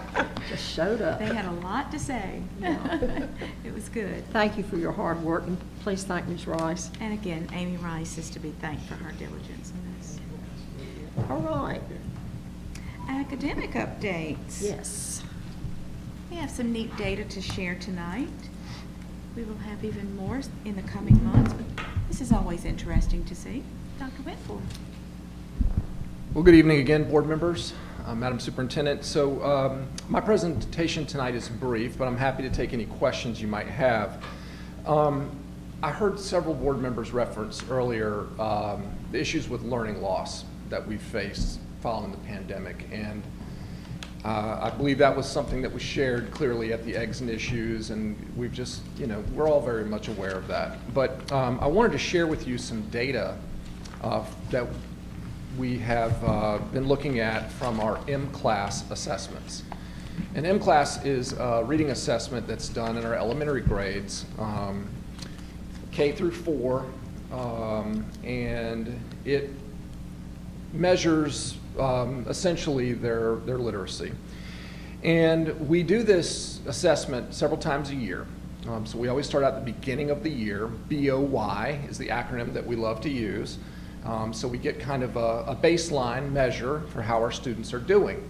And M-Class is a computerized platform, and it provides wonderful dashboards that you can look at, and the teachers can see progress from the student level to the classroom level, grade level, and district-wide. So I'm going to share with you tonight some just general district-wide data. And what we're going to be looking at is beginning of the year, last school year, compared to beginning of the year, this school year.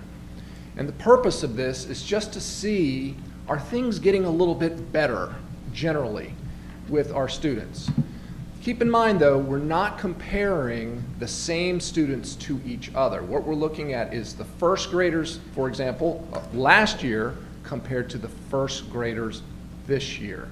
Kind of looking at the overall readiness of our children when they're starting out with us at the beginning of the school year. And you can see on this chart, it puts it into color-coded categories. The blue are those students that are going to be meeting grade level proficiency. They're on track with core instruction. You know, they're right at the top.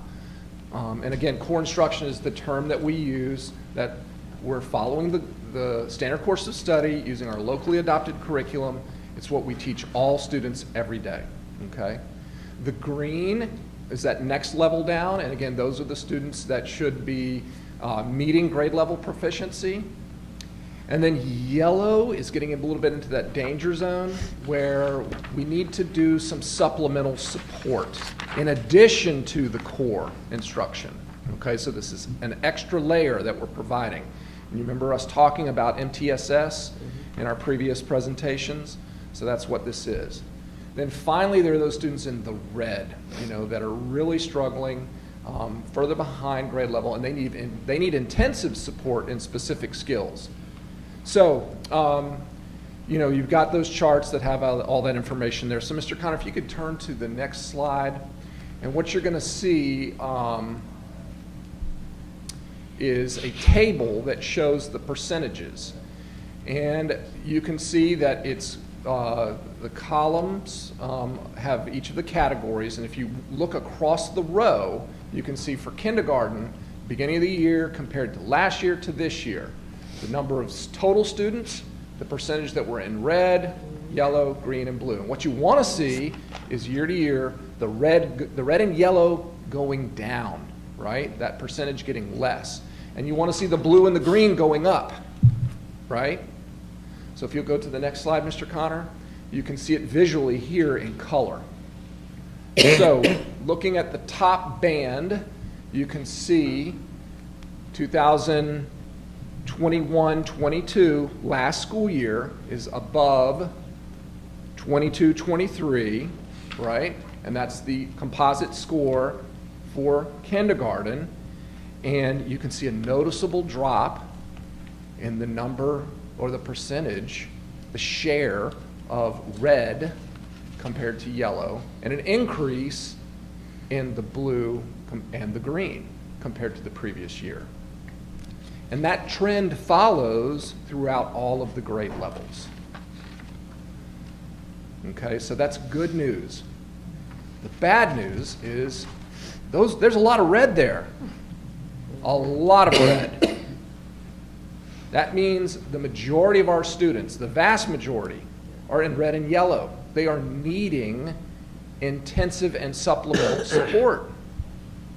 And that's huge. And this is a lot of extra burden on our teachers, a lot of additional planning, a lot of intensive one-on-one time that's needed to find and carve out during the schedule to provide tutoring and remediation. So, it's a real testament to the hard work our teachers are doing every day and the challenge that they're facing in our classrooms. And I think we all need to remember that, just how much this is falling onto their backs to carry us out of this hole from the pandemic that we found ourselves in. And I believe you said, Ms. Hayes, some of the lowest proficiency ratings that we've ever had. But what this tells me, though, is that we're also going to start to see some of the highest growth we've ever seen, which is good news. And of course, that's what we celebrate here. How are children doing compared to themselves, right? And we want to see them consistently improve. We've just gotten back most of our MOY, which is middle of the year data, and that's exciting. I don't have any of that to share with you tonight, but our team's been looking at that, and that's comparing how students did at the beginning of the year to the middle of the year. And we have our iReady data that we use. That's another instructional and diagnostic tool that we use in our elementary and middle schools for reading and math, and it's showing significant gains across the board in all grade levels in our core subjects. So our teachers are doing a tremendous job with this. You saw that group that was here earlier, right? Those are our rock stars. Those are the best of our best in the state that were here.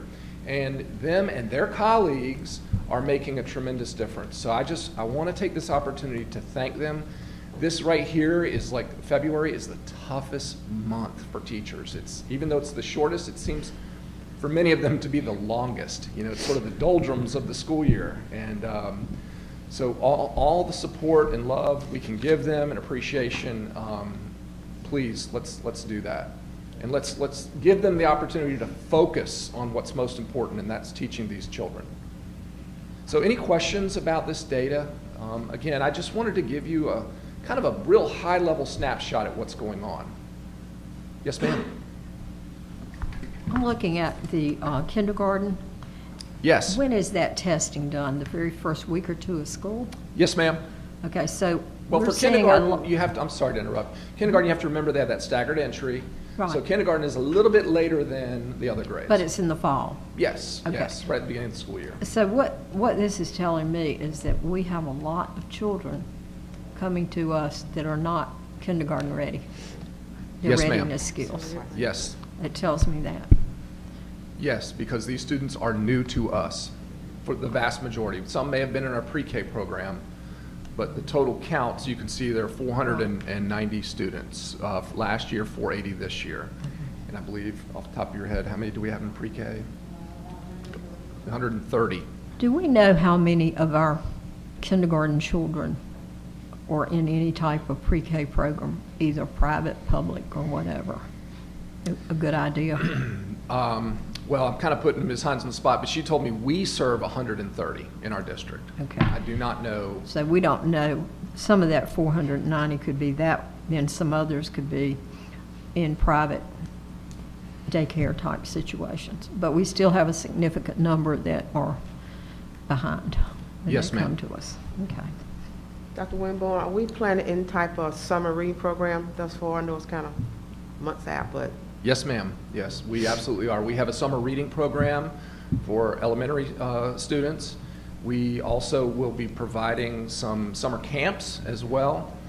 We have some summer bridge activities for those students that are going to be transitioning from from elementary to middle to high. And then we have some career and technical education programs as well this summer. It won't be quite as big as it's been in years past because we've been relying on the ESSER funding to pay for that, and that money is slowly diminishing. So we're kind of getting near the end of that revenue stream. Quick question. So you said that we're comparing the students to themselves. I just want to make sure that I'm reading the chart correctly. So the incoming kindergarten class of 21-22, that 69%, that's not the same kids then in first grade from 22-23. That's a separate incoming kindergarten class. Is that the way I'm reading that? Right, so if you wanted to try to look at cohorts, 'Cause I was you could sort of jump lines. Yeah, and because I was going to say the interesting part actually that I'm looking at here is that the incoming kindergarten class in 21-22, 69% of them in red, but then the same class of kids in 22-23 in first grade, only 38% of them Correct. are red. Like that's actually really impressive. It is. It Now, is. but we don't necessarily know that those are all the same children. Right, but And it's also measuring them, it's also measuring them on different grade level standards. Okay. It's not, so yes, I mean, there are a lot of ways that you can look at the correlations of this.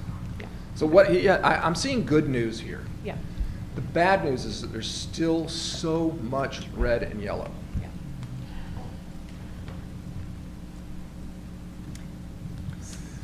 All right, and then any other questions about this data? Mr. Connor, if you could move on. Again, I just wanted to remind everybody about Portrait of the Graduate, and Dr. Whitaker is unable to come tonight. She was going to be up here sharing this presentation, and we were going to unfurl this banner that has our Portrait of a Graduate, and I forgot. I'm so sorry. I was at a school meeting, and it just blew by, so my apologies. We'll try to get that at the next meeting, but we've made some beautiful banners that are going to go in each of our schools, and it shows the progression through our grade levels and these competencies for Portrait of a Graduate. And we're starting to see this infused in all that we do in our schools. And this was asked about before, so we added it. You can see on the left the state competencies, which were decided at the state level, and then just how nicely ours dovetail into that locally. So, any questions? All right, we have several other presentations from members of the academic team, and I'm going to rely on their expertise and skill to present those when we get to each of them individually. So, that's great. Thank you, Dr. Flynn. Thank you, Dr. Winborn. Board members, we thought this was timely information. Just to give you a glimpse, we know it isn't end-of-year information, but for me and our team, it's important to see what the trajectory is forecasting as we go about doing our work. I do want us to remember something Dr. Winborn just said, though. If you recall, we used a lot of our ESSER dollars for our people. We invested in our people. That being said, 2024, those funds go away. So we have to be very strategic with how we use those dollars moving forward because they are sunsetting within a year. Okay, so. Dr. McLean, I may have neglected to say this, but when I was going over the list of summer offerings, we are going to be offering coursework to our high school students as well. Yes, yes, very good. So we're going to get you all some middle and high school data as well, but this was, in my mind, very powerful so that you can see where teachers are working, spending some of their energy and such. But I do like to do that kindergarten to first, that first to second, second to third, because that's telling too, and that's very promising. Okay. Thank you. Thank you, Dr. Winborn. Next is something exciting, Mrs. Williams, that 8.05. Yeah. Wonderful. We have Mrs. Becky Bishop with us this evening. Board members, I am absolutely honored to be able to bring this information to you. AIG is an area where we have put a lot of work within the last year, and Mrs. Becky Bishop has been instrumental and has led the way in all of that work. Not only has our AIG plan been adopted and passed at the state level, but a lot of those tentacles include things like she's about to present that gets filtered down to the babes in our district. So take it away, Mrs. Bishop, because my heart is just overjoyed with this. I'm excited. Thank you, Dr. McLean. And good evening, Madam Chair and members of the board. Thank you so much for this opportunity to share with you about the North Carolina Governor's School. It is next slide. Just a little bit of its history, if you are not familiar with Governor School. North Carolina is actually the longest standing in the country. It is a 4-week summer program that is residential for gifted and talented high school students. It integrates academic disciplines, the arts, and provides unique courses on 2 different campuses here in North Carolina. The great thing is the learning focus is it's explorative, and it's very much forward thinking, and the things that they had to do in their applications. It's very on point and very involved in online concepts as far as a certain specific of discipline that they had to apply for, and it is a very rigorous process. So students that are selected to attend Governor's School at the state level in North Carolina have to go through a competitive process first here within the district, and they are nominated by the district, either public school or a non-public school, in order for their selection. The next slide gives you a timeline of how this process works. So in about September, the information is disseminated from the Department of Public Instruction to the district coordinator, which is me. And this year, we actually formed a committee. So I'm very excited about this work. In years past, it has just been filtered down through school counselors, which is a great avenue, and we want them to be an integral part of this process. But the committee worked really, really hard to make sure that this information was shared with students. During September and November, students have an opportunity to do the application. My team worked really hard. This committee, we created an invitation. So we invited students to the application process. There was a nomination form that was disseminated to teachers from the committee saying, hey, who do you think will be a great candidate for this opportunity? And then once we got the nominations, they hand-delivered invitations to students to complete the application process. In November, those applications were due to the committee.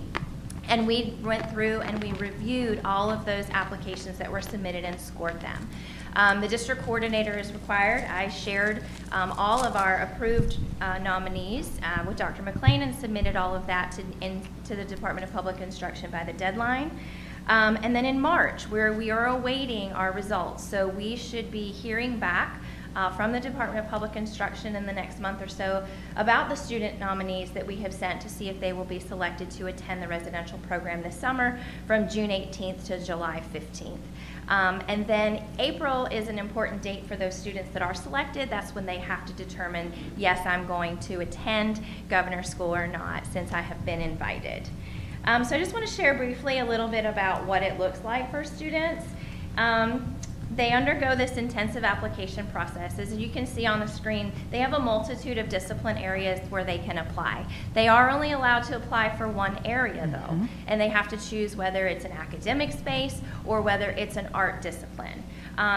They also have to be juniors in high school. If you'll notice, except for the music and dance, which is not as prevalent in some of our schools, they can be sophomores in those two areas. But everything else up there, they have to be a junior in order to be approved and in order to complete the application. The application includes a general essay that all students fill out. If it's an academic area, they have an academic specific essay that they also have to complete. If it's an area of the arts, they have auditions that they have to submit. We did not have any art discipline nominees this year. All of ours were in the area of academics, so we did not have any online auditioning or anything like that. They have to determine their personal readiness by talking about activities and awards and things that they have accomplished thus far in their schooling career. And they must have 2 recommendations that they would make an excellent candidate to go to Governor's School. And then there's a transcript review. There is no transcript or GPA requirement to attend, but it is a portion of their application, and it is scored as part of the rubric. So I want to talk a little bit about that. First, I would like to recognize the members of the committee. None of them are here this evening, but I think they're all watching online, so thank you all.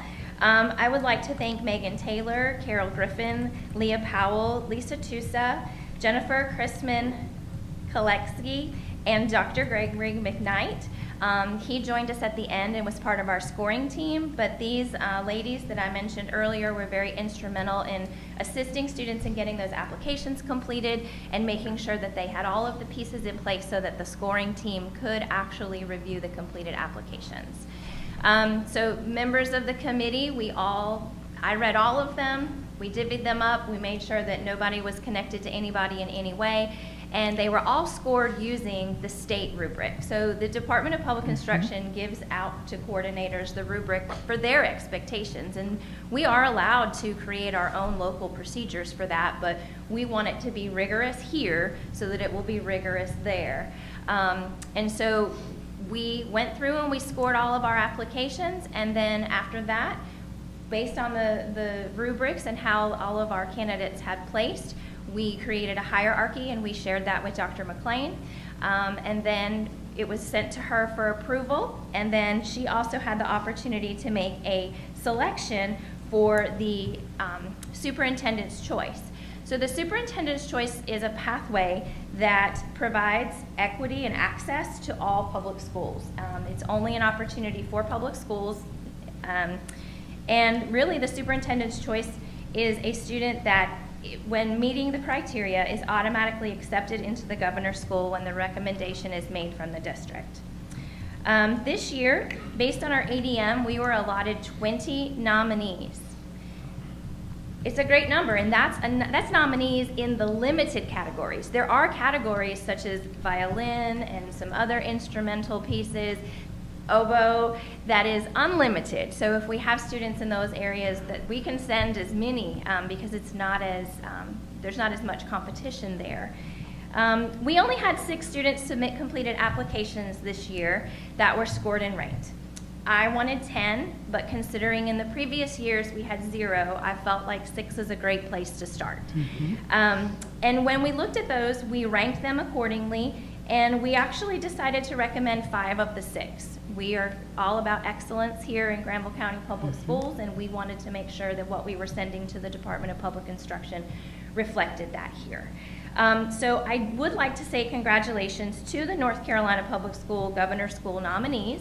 As you can see, their names are listed there on the slide. So we have Asia Abdul-Hag, we have Chapman Burnett, we have Caddy Galvan Sinceros, Andrew Myrick, and Destiny Royster are the folks that we have submitted that we are hoping to hear back in March, that we have some selected candidates for them to just have this amazing opportunity to be immersed in an area of academics where grades and testing does not exist. It's just really all about the love of learning. And I would like to turn it over to, I just want to share one thing about the superintendent's choice before I turn it over to Dr. McLean.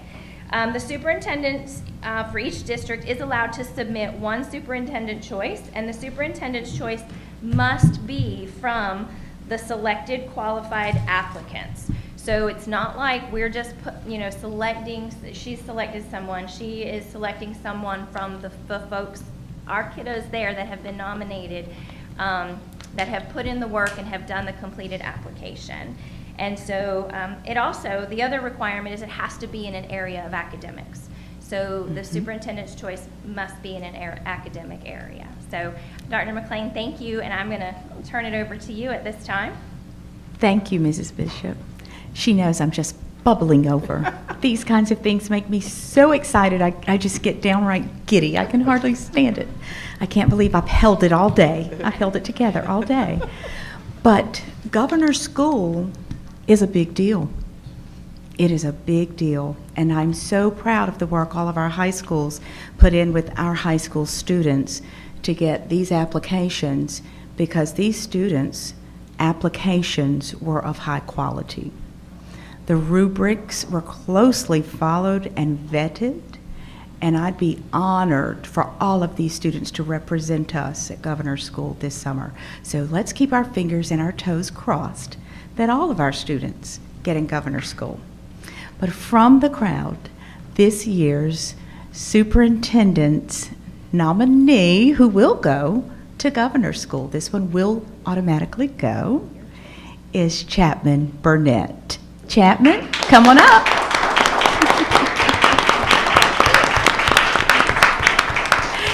This young lady had a most impressive application. Sweetie, we're just so proud of you. Everything you included, from the grades to the extracurricular to just the heartwarmingness you could feel in what you wrote. That essay was incredible. This is an experience we're all hoping you get to have. We are so over the moon for you. We are. Mrs. Burnett, Judge Burnett, will you stand? You know, this is where parents get to show off and take a bow. You did a great job. You and your husband, your family should be very proud of this young lady. She represents you. She represents our school system very well, and I was so proud to sign that piece of paper saying this is the superintendent's choice. Let's give her another round of applause.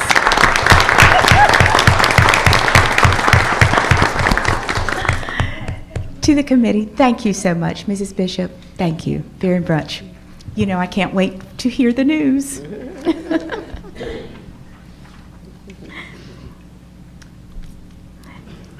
Our next item is 806, Career and Technical Education, CTE Month.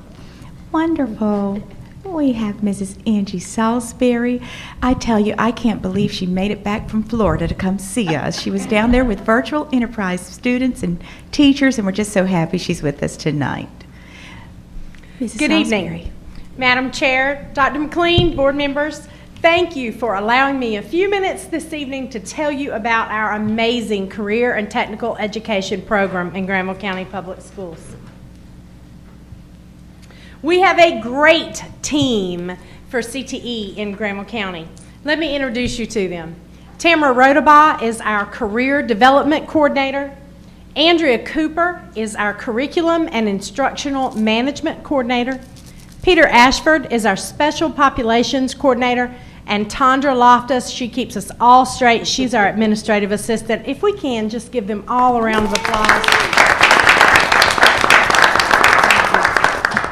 February is CTE month, and there are all kinds of activities going on from pre-K through 12th grade, to include career fairs, classroom guest speakers, field trips, club activities, promotion of CTE courses for registration, and recognition of our amazing student accomplishments.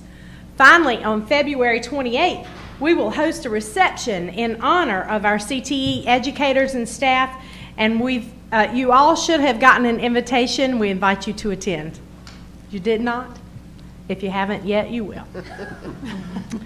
GCPS has something for everyone.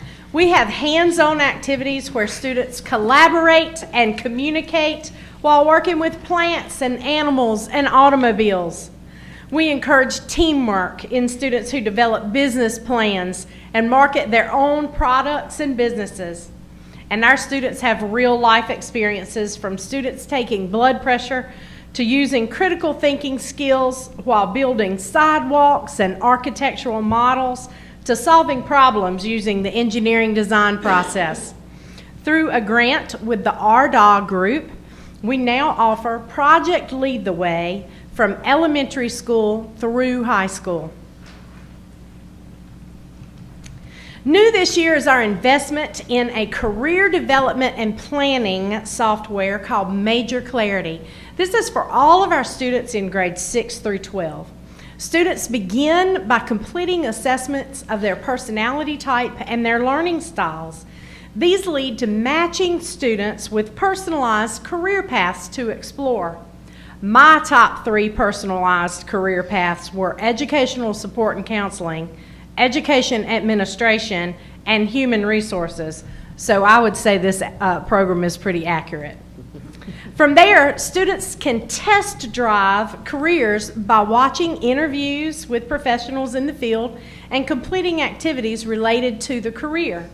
They learn about the education needed, the availability of jobs in the job market, and the average salary specific to this central area of North Carolina. Then they assign that career a fit score, which is their rating of whether that career really fits what their plans for their future are. Each time students assign a fit score, it personalizes the program to them more specifically. This program also allows students to build a resume, including their high school extracurricular activities, jobs, awards, and recognitions, and it also provides information about over 30,000 scholarships for seniors. We are in the process of planning for 23-24 school year. Just this past week, we released the new high school registration bulletin curriculum guide. You all have a copy of it. It is posted on our Granville County Schools website and all of our high schools websites. We are so excited to announce that we will be adding courses in the coming year to complete the pathway for Entrepreneurship 2, Python programming, and Project Lead the Way computer integrated manufacturing. We also will start courses in drone technology and teaching as a profession. In collaboration with our athletics department, we hope to offer students in Intro to Computer Science this spring the opportunity to compete in an e-sports league. And I begin conversations tomorrow, my colleague, Ms. Rodabaugh, We're going to talk tomorrow with Advanced Granville Community College about an articulation agreement between our automotive program and their automotive program. And last but not least, this summer we have an opportunity for paid student internships. These students will not only receive salary but also an honors credit for completing their work in this internship. We hope to offer internships through transportation, instructional technology, maintenance, child nutrition, and curriculum and instruction. And we are very excited about this program because we're hoping we can find some future Granville County Schools employees. Do you have any questions? So when are we going to get served some food out of that food truck? Great. This spring, absolutely. We hope that this spring you will start to see the food truck. It has taken us a little while to get it going, but we hope you'll see it soon. Okay, great. Were any of these new pathways a result of the grant money that we received from the legislation, the $42,900 that we got from CTE grants? Because I remember reading that drone technology was one of the new things that they were funding. Yeah, so we're going to use that funds for summer programs, not the paid internship, but the different summer programs for CTE this summer. And one of the summer camps that we're going to do does involve using drones, which then we hope will increase the enrollment in that new drone pathway. Okay. Has anybody expressed any interest in like a EMT or fire safety course? I would have to look at, that is the great thing about Major Clarity, is we can sort the students' top 3 job career path interests. So we can certainly look at that and see. We have talked for several years about the possibility of starting an EMT program along with the CNA program at South Granville. One, you have to have the teacher in place before the state will and a sponsor. So before the state will even talk to you. So we have looked at it and we've talked about it, but we could certainly pursue it some more. I just realized with the newly formed fire commission and the tax that is now in the county for Granville County, that there will be a larger need for that workforce right here at home. And so it will be so great if we could already put students on that pathway to fill those roles at home. Yeah, we've talked about that too. Yeah, that's great. That's great. You see the one with the teaching profession there? Can anyone guess why it's there? I know. We need teachers. We're trying to grow our own, and this is happening all over the state. So by any means, if we can start early and then maybe help those youngsters foster their skills early, the hope is that they'd go away. The board actually has a scholarship in place. It's been in place for many years as well. Mr. Peace, you want to kind of talk a little bit about that? I'd be happy to do that. Because we very seldom get people that wants to do that. That's right. And I'm not sure how much we offer there. It's not 100,000 or nothing like that. But we do offer funds for students to graduate from here to go to college. And we pay part of their tuition and guarantee them a job when they get out. They'll have to work for the 4 years, I think, before to satisfy that money that we give them to go. That's been on this probably for a good 15 years at least. Mm-hmm.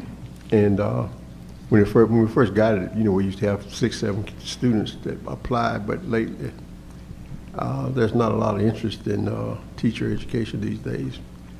And you would think that it's a sure job for a person that completed college education. Right. Mr. Perry, would you like to give a little update to that? Certainly. That scholarship is in the amount of $5,000, and just as Mr. Peets mentioned, that is to cover tuition and books and things for those students. And once they come back, we guarantee them a position in the district. Currently, we have, I believe it's 3 students, one who's already in a position so far at one of our schools, and we have continued to recruit. We actually started the recruitment process this spring for new applicants for the scholarship. So hopefully we'll get more young people who are interested in pursuing that scholarship to come back to teaching here in Granville County.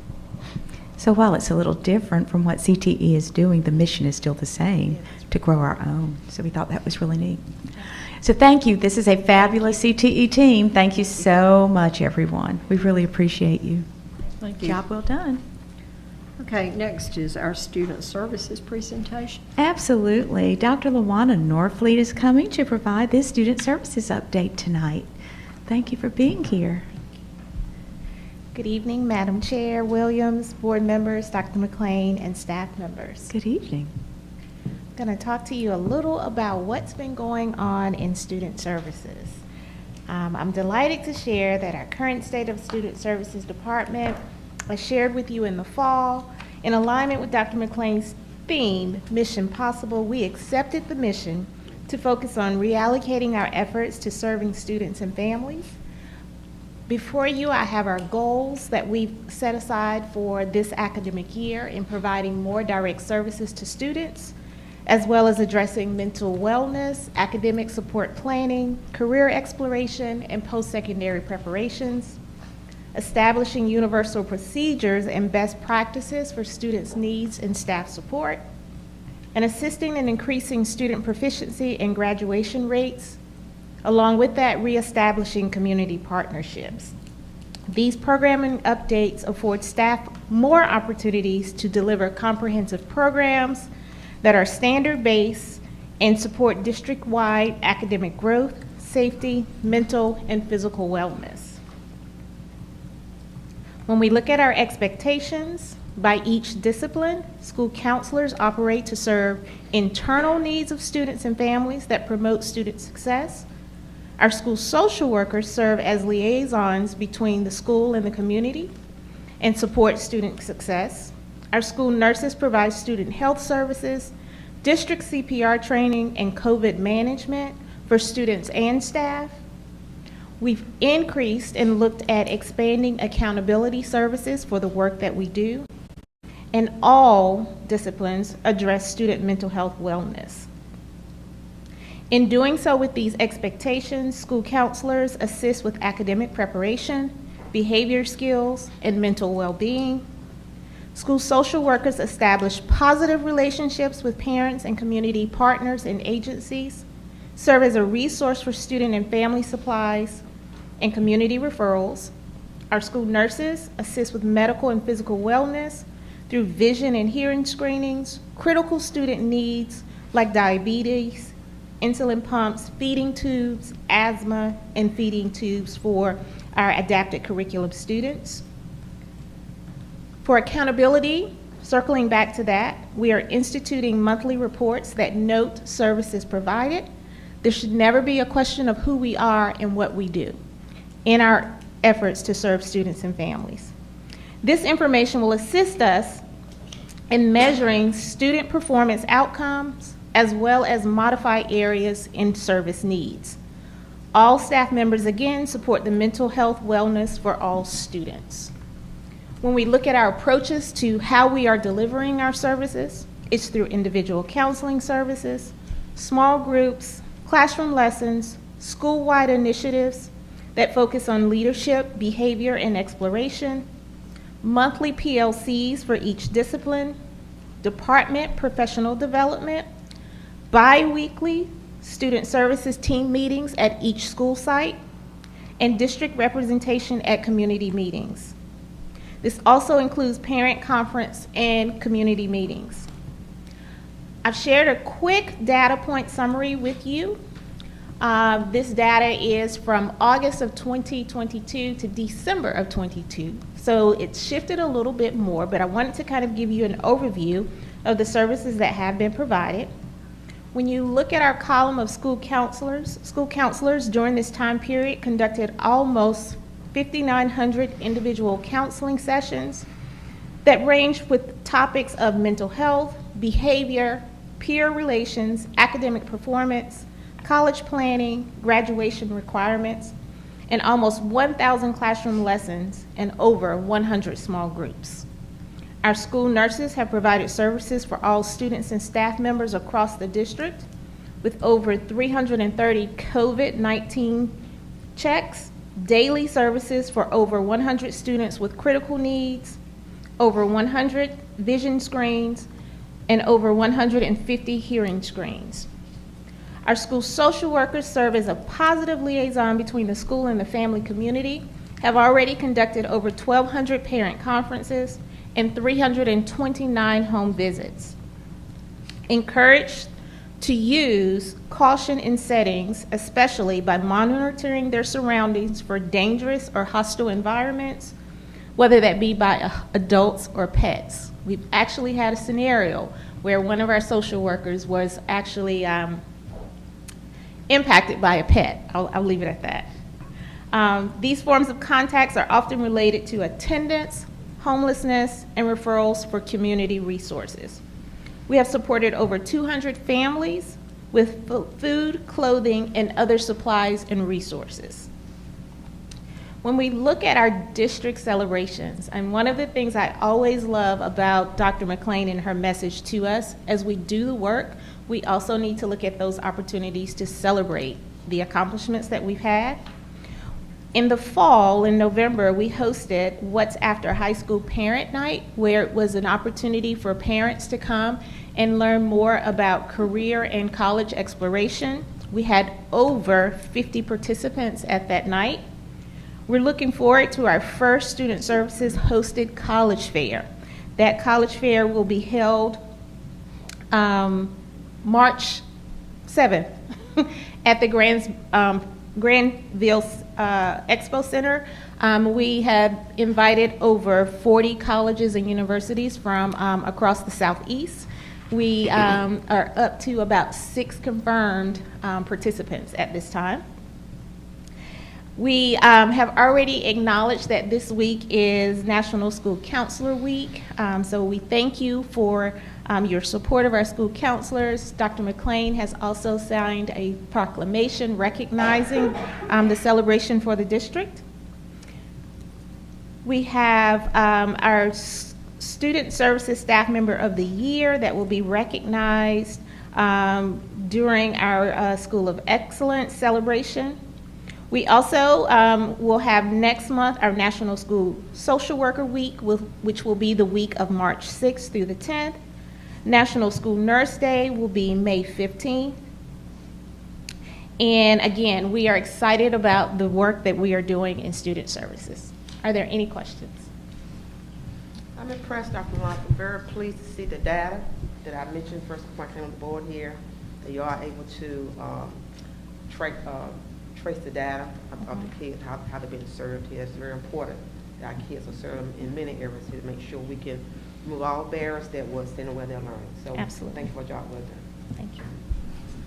I did want to let you know that I had some really good feedback from the What's After High School Parent Night that on social media.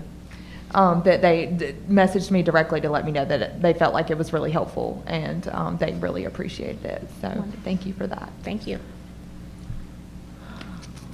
Thank you. I did have a question. Sure. Sorry. So community partnerships and representation at meetings. So I wanted to ask so you're the administrative representation to the Juvenile Crime Prevention Committee, is that correct? And the Opioid Advisory Council, correct? And also, I was asked to serve on the subcommittee for the Opioid Task Committee. So thank you for that, for taking the time to do that. And also, I would love to hear an update after, I think they meet like once a month, and then the other one meets once a quarter or something like that. They both meet monthly. Oh, they do? Okay. All right. Awesome. I would love to hear reports from those. And I would also love to hear maybe ideas about how we could help some of our more challenged students. I know that you said on here that we serve neglected, and that you guys serve neglected and delinquent students. If there's services that could be provided by JCPC that maybe we could refer students to, wouldn't it be great if we could intervene before they get to like our SROs and stuff like that? Absolutely. I would love to see, more of that if it's possible. All right, thank you. Thank you. I have a couple quick questions as well. So when it comes to a goal of addressing mental wellness, who's doing that? And I guess what kind of objectives do you guys have? Can you repeat that? Yeah, so one of the first goals is addressing mental wellness. What's the plan of action for that, and who's in charge of addressing that? Is it the nurse, the counselor, like who does that role? It's actually, it's the whole team. We have the student services team approach. Majority of the time when we're looking at mental wellness as a whole group, it's through our classroom lessons or our small groups that are usually hosted by our school counselors. But our bi-monthly student services team meetings, that's an opportunity for all disciplines to get together with their school administrator and look for those students that we need to make sure that we're keeping an extra eye on, that we receive referrals from, whether it be from classroom teachers or whether it be from parents or students themselves. Okay. And then my second question is, when it comes to the nurses and what they're providing, what specifically are they doing for COVID management for students and staff? So we actually still have in place where students have the option, students and staff members have the option for testing on site. With the magnitude of the work that our school nurses have at this point, we would love for them to have more of an opportunity to go in and do more classroom and school-wide activities that really would focus on health. But the shortage that we have in staff and the multitude of critical needs that they have in their schools, we haven't been able to offer those classes like we would like to in regards to more health wellness. Okay. Thank you. You know, what strategies are you guys using for attendance? Is it different for the younger ones versus the older kids? What are you seeing? Yes. So one of the changes in responsibilities that we've had, attendance has moved to the responsibility of our school social workers. Again, emphasizing building those positive relationships between the family and students. So we have involved school social workers in more of monitoring those high attendance rates. We're continuing with some of the protocols we had in place earlier that are by state statute in regards to sending letters and notifying parents and finding out information as to why students may not be attending school. That conversation is also discussed when they're in those bi-weekly student services team meetings. It's an opportunity for us to make sure that we're not missing information on those students. Sometimes the school nurse may have more information because it may be health related in regards to why a student is not attending school. So that's a collaborative effort on that part. Beyond that collaborative effort, again, school social workers are encouraged to make those parent contacts and make those home visits and see if there are additional supports beyond the school that families may be in need of to, make sure that students are in school. Thank you.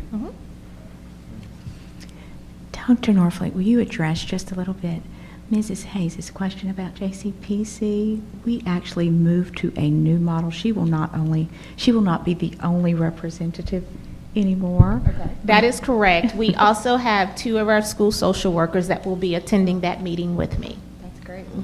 So there will be a total of 3 representatives from the district. Plus our alternative school principal. Yes.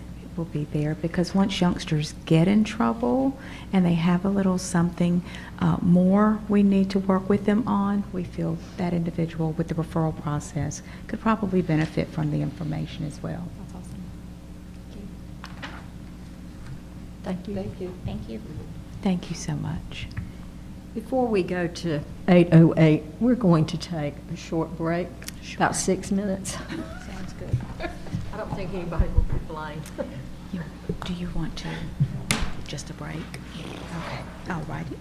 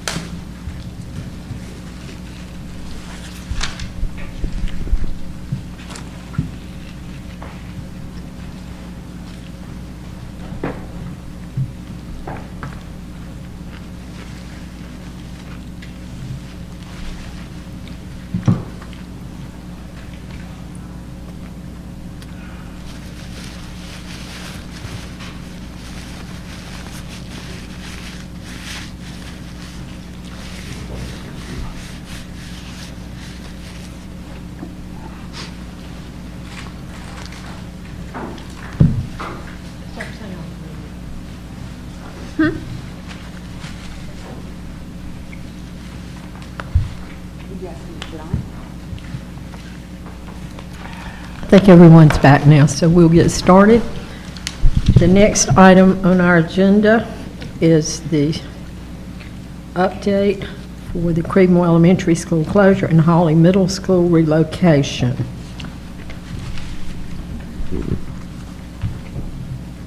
Yes, ma'am.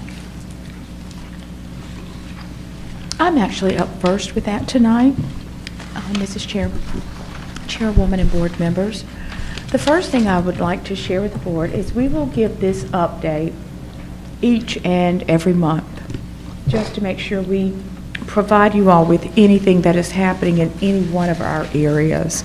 So this will be a presentation we just build upon until we get everyone moved where they need to be, if that's okay with you all. So it's one of those standing agenda items sort of moving forward, if that's okay. So tonight, to begin, it's important that I let you know our staff, along with board members who could show up, board members who could attend, board members who could make it.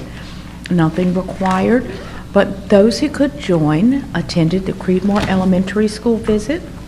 Mrs. Hayes joined us there, and we just talked with them. It was an opportunity to talk with the staff and to address their concerns and to take questions, and we did that on the 25th of January. And on that Friday, the 27th, we went over and visited the Hawley faculty and staff. Very same format, the executive team, along with Mrs. Williams and Mrs. Hayes. So we took questions, answered anything we possibly could, and what we did not have answers for, we assured them we would get them. I will now turn it over at this time. Let's see who is next. Bill. All right. Bill, I turn it over to you for the operation portion. Thank you, Dr. McLean. So the first meetings that I had, the first actions that we took, were reaching out to DOT, because in talking with folks, we recognized the challenge of 56 and having those two schools right next to each other, what traffic is going to look like. Reached out. DOT was extremely responsive. I was shocked that one of our government agencies was that responsive. They were terrific. We had a meeting, a Zoom meeting on the 31st, and they did a great job of including many folks. So there were people from several different parts of DOT, as well as myself, Ms. Henderson, my admin assistant, the SRO from Creedmoor, from South Granville High School, was in my office during the meeting, and then the sheriff, both of the sheriffs from Creedmoor were on that call, so it was great. So the minutes from that meeting is this sheet that you have here that says Davenport, and that's provided by Nick Ligori from that department.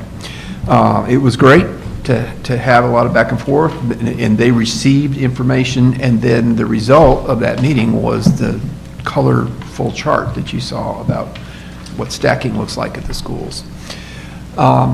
Shortly thereafter, Dr. Ham and I met a couple of times just to sort of brainstorm, what's it look like, and I'm happy to say Chris came up with already, some possible scenarios. And now it's just something that we have ready. It's sort of like Ms. Rice and her calendars that are available in case. Chris did a good job of just taking a look at what if, and so we have those that we just sort of considered. So that was a start to what we had going in transportation. Then in the world of logistics, I reached out to Dr. LaFreeze. He is someone that Dr. Winborn was acquainted with, and he has agreed to help with providing us with a roadmap. He's going to sketch out where, how do we get from where we are to where we want to be. And it's just sort of very specific. It's not like he is going to manage the project. He's just going to talk to a few of the prime characters that are involved and help. And he's got a very ambitious timetable. We have a meeting tomorrow morning, and it's a sort of a 30-minute meeting that we establish some details that he will meet one-on-one with all the players. So he would meet with Dr. Ham, he would meet with Sam Clement, he would meet with individuals that will be involved. And then we'll have a facilitated, and he does that individually with just those people. And then a little bit later in the month, he would like to have a half a day sort of workshop with everyone to sort of knock it all out. And the goal is to, end up, he wants to report to Dr. McLean and the executive team, what his goals are or what he sees that we can accomplish.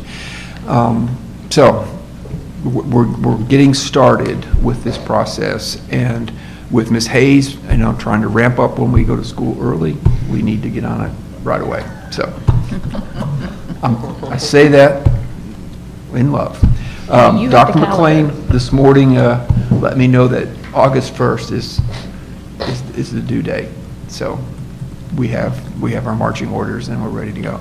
So that's what we have been doing in the area of operations so far. I can tell you that Mr. Clement already, had a long list of things as well that he wanted to take care of. But we want to be careful to make sure that Mr. Clement is able to focus on the things that need to be done in the district and not get too distracted by this move. So, thank you. Ladies and gentlemen, I do want to clarify that August 1st date. That date is a date to have in mind for making certain our teachers can move into Creedmoor Elementary School, meaning the Hawley teachers, because after they move in, we still have to have a grand opening for people to come and see. Here's where your youngsters will be. And after that date, we then have to have open house for here's how we're going to live over here and all of the things that must occur. We still have to have new teacher orientation, and that typically takes about 2 weeks for new teacher orientation. And on top of that, then the first day of school. So what we can't get done and backward mapping from August 1st, it's going to be a bit problematic. So we just, that is the target date, and just want to be realistic about that because of the back ordering and just the ordering and the delays and things of that nature that have taken sort of an act of Congress with just regular run-of-the-mill things. We're kind of trembling just a little bit, but I just wanted to be really clear. That is for moving in and making sure at our other schools, depending on decisions tonight, August 1st for them as well, because we're expanding. Whether it's 2 schools or 50 schools, we still have some change occurring throughout the district.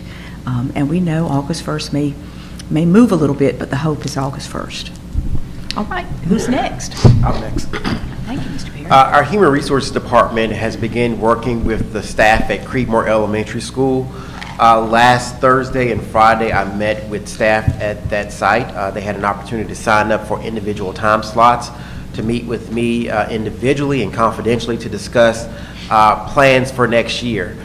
No promises were made about anything. It was an opportunity for them to share preferences if they had an opportunity to go to any school in the district or work in any school in the district, be it in the north or the south. If you wanted to change grade spans, if you wanted to change areas altogether. Pretty much a listening session with those teachers. We had an overflow day until that next day, that Friday, to meet with any who could not meet with me on that Thursday, which was from 8 to 3. Very interesting conversations, learned a lot for those teachers, and also was able to provide them with some resources. We did learn that there are some teachers who are anxious about going to other assignments outside of their regular K-6 environment, looking at maybe ELL, technology, or middle grades, or high school content areas. So I think we will have some interesting time to place as it comes forward in the spring. I did leave them with the notion that they will know where they're going by the end of the school year. Didn't want to have anyone out there hanging out or hanging out on a limb not knowing which school they will be assigned to. I couldn't promise them what the assignment would be, at least know which school they will be working at next school year. We don't want folks out there in the summer just kind of worried about where they're going to be placed. We'll work individually with Hawley Middle School to do very similar, but we know that they will be transitioning to that Creedmoor building, but to have an opportunity to meet with them if they have any questions as well. Very productive conversations. We'll begin to move towards looking at allotments for the other schools in the very future. Vicki. Next up is finance. We talked, brought up the little calculation there from the study, just to remind us of the remodel and the relocation costs that total approximately $514,000. Of course, when we spoke about it, it was part of just the savings from that particular year. However, we recognize that those costs have to start now. And so what my recommendation is that we allocate fund balance in the current year, because that's not part of our current budget. And we don't want to take this year's funds away from our students in schools and departments. So I recommend that we use fund balance to pay for that relocation and remodeling this year. And as we move forward each month for the reports, I can give you all a report of how that fund balance is being used.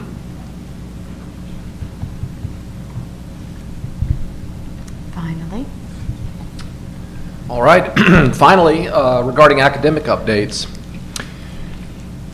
my team and I, we've talked a lot about this, and we brainstormed about some of the needs. And I was really pleased to hear at the meeting we had at Creedmoor from those faculty just how concerned they were about the needs of the children.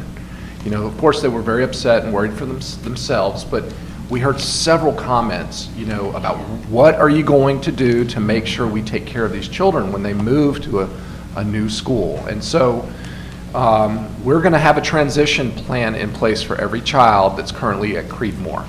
And what this means basically is a portfolio of sorts that's going to tell more than just what's in Power School, more than what's in the CUME folder. We can have teacher notes, we can have samples of student work, we can have recommendations that these teachers might be giving about where students need to be placed, which groups of students we might need to think about keeping together, especially those that might have special needs or certain types of services. So anyway, it was reassuring to hear that. I wasn't surprised, of course, but it was just wonderful. And so the CNI and Student Services team is committed to doing this. So we're going to have one of these, basically a transition plan for every kid, every student for next year. Then, there's the other side of this. We got to keep track of all of the resources that we have at Creedmoor and make sure that we take good care of it, because we've made huge investments in everything that's in that school building, aside from what Mr. Graham is going to attend to. So, we're talking about the inventories of the books and the leveled reading sets, the library circulation, everything that's in all of their specials, the PE, the art room, the music room, etc. I mean, there's just a lot of valuable materials and supplies there. So we got to inventory it, track it, and decide where it's going to go. And we got to look at the subscriptions. And by that, I don't just mean the magazines or the things in the library, but I'm talking about the software that we currently have allocated for that school. That's got to follow the children. So a lot of planning and a lot of attention to detail on that. So we're starting to gear up. But I just wanted to let the board know that we were paying close attention to this already. We've also met with the principals who are involved so that they can start thinking about their teams who will help make decisions moving forward. Receiving schools, we'll be finishing those conversations with some of those principals. I've not made it to all of them, but to quite a few of them. So there are just a lot of moving tentacles with this. And when you start adding it up, we have about 4.5, maybe 5 months to get it all done. So again, fingers and toes crossed. We've just got a lot to do, okay? And we need all the puzzle pieces to fall on this one. We're happy to take questions if you have any questions. Do you need us to take action tonight on No. the finance piece, the finance recommendation that? Vicki, do you need that tonight? Fund balance. She'd like to have that for fund balance, absolutely, I would okay. go ahead and make a motion that we approve that. Thank you. We have a second. Motion's been made by Ms. LeBrecq, seconded by Ms. Hayes to use fund balance for the cost of the renovation this year. It's fund balance. All in favor? Aye. Aye. Opposed? Motion carries. Thank you all. I have a question. Yes, ma'am.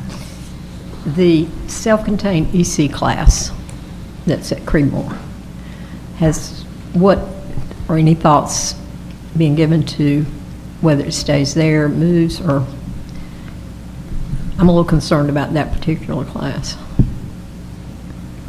I'm sorry, I just took That's okay. Yes, so we are, I don't have any specifics to share tonight, except just to say, I've already had some conversations with Dr. Cotterman about this. We're very aware this is going to be a critical piece of the puzzle in making sure that those children get placed, and we may need to consider expanding where we currently offer those services at other schools. So again, she's going to kind of do a review of where the students, where students are currently assigned, where they live, so that they don't have these ridiculously long bus routes, and the type of services they need, and where our staffing can support that. So yes. Thank you.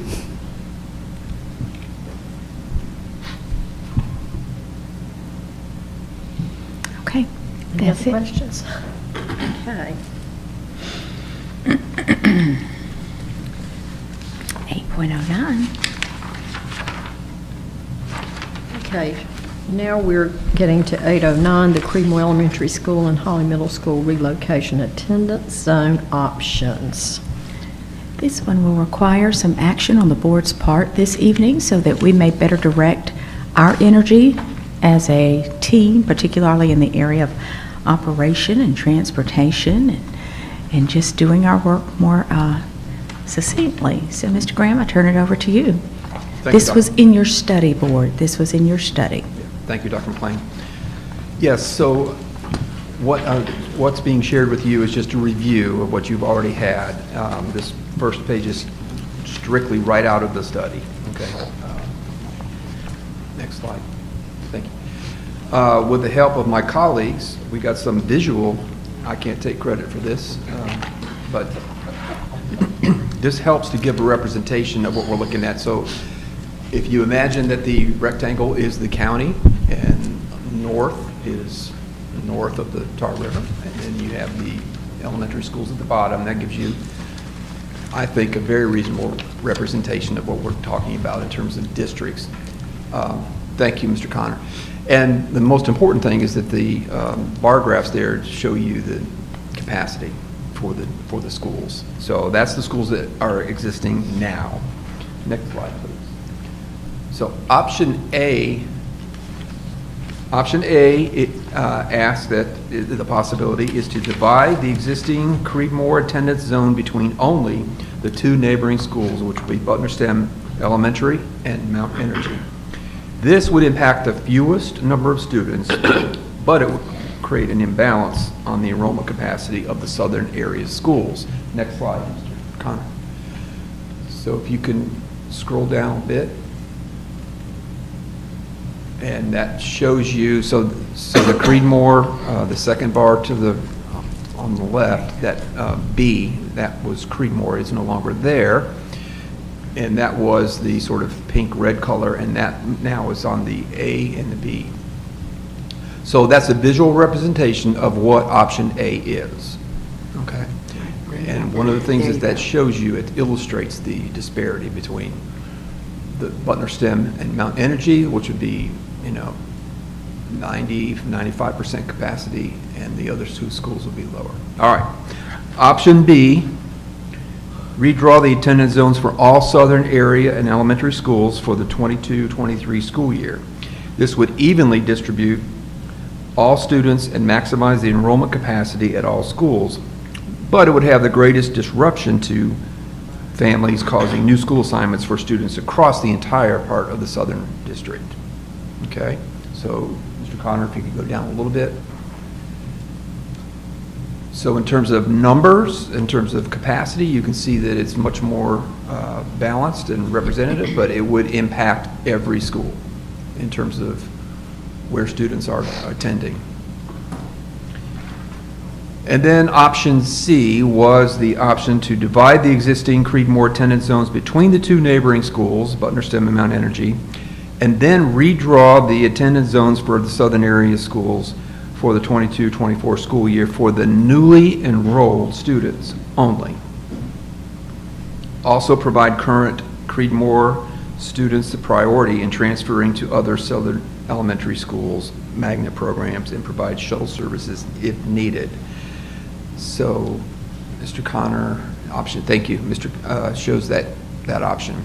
And included in this was a map of the southern area schools for you to look at and consider as you're making your deliberations.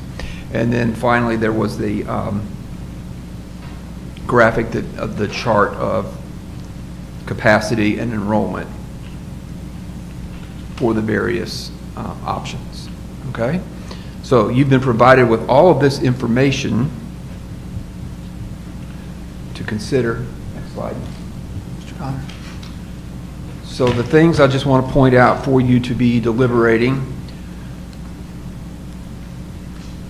you might want to consider what is the least disruptive or what's going to have the greatest impact on more kids. That's a factor. Do you want to consider balancing enrollment, whether that's paramount in your decision making? Consider room for future growth. And then we want to be mindful of transportation challenges. Depending on the options that are chosen, Dr. Ham would have some tricky figuring to do to make it work. Lastly, I included, what I included here was just the traffic analysis information from DOT, which was a separate attachment that's included with this presentation. So what I did include on that slide, which is something that's been talked about a great deal, is keep in mind we really do want to preserve choice in our schools, right?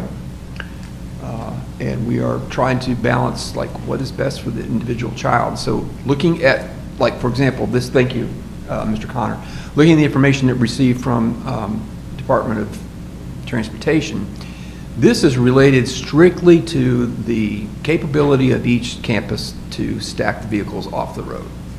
That's all this is, okay? And it looks at if they were to, what DOT looked at was they looked at the number of Cradle students and what happens if they distribute them to those various schools and what kind of an impact that would have. And they can, look quickly using software that literally, right before your eyes, they can map out how many cars they can stack. And not surprisingly, Tar River, has a lot of stacking. So that's why, they have all those different options, including Tar River. Wilton is more challenging. The one question that was I had to laugh in the meeting, they said, well, this must be an older school because it's so small in the amount of pavement that they have available for the vehicles. So you have quite a bit of information to consider, and I just, I'm here to answer questions and encourage you to make the choice that you think is best in terms of which way we want to go. What is your pleasure in terms of where the direction we want to go? We will work on the lines, the attendance zones, and that, we'll do that work. But we need some direction from the board on which of these three options you prefer. Okay? Yes, ma'am. I have a question about option C. We're saying that the lines would be redrawn for all future enrollments. Is at some point that just by moving through the system that everybody would be in their own attendance zones? Is that the goal, so to speak? Correct. I think that we thought that this would be a 3-year process. Mm-hmm. Yeah. Okay. That is the board. That's a good question. We thought about putting a timeline with it. We think people would then know that for the next 3 years, language like that, if you so choose. You can also say for the amount of time it takes for children to go through their school. Language like grandfathering would make some people happy. Of course, that could add to the amount of time if you're talking pre-K, that's 6 years. So there are a lot of variables there to sort of consider. So we didn't put a timeline, but those are things to think about. Mr. Graham, will option B, since it's balanced, will give the students a longer bus ride? Would you say that? Could I assume that? Option B, if they have a balanced enrollment? Yeah, that would, it's a possibility, yes, that there would be some longer rides. Do we currently offer transportation to students that attend schools outside of their attendance zone? Not very often. Is there any specific reason why we would include that in this? It seems like we're kind of boxing ourselves in here with that specific addition to option C. So the general rule is if you opt for a school outside your attendance zone, the policy has been that you provide your own transportation. Right. There's been a few instances where the demand is so high that it justified a bus. Say West Oxford to Stovall is one that we do that for. But the general rule, and it's because we can't get to everyone everywhere, it's a numbers game that we play with that.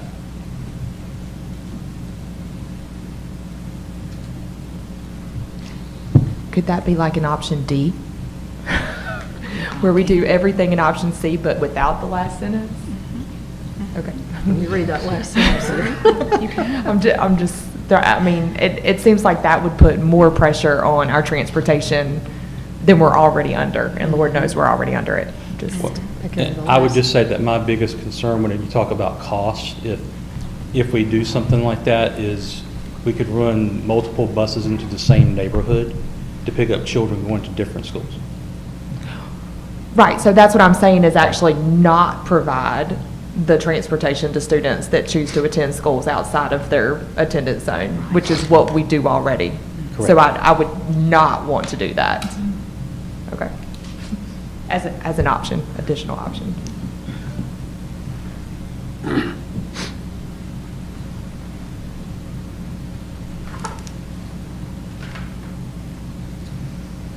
Are all three of these options equally realistic to accomplish, and a timeline for this to get live by next year?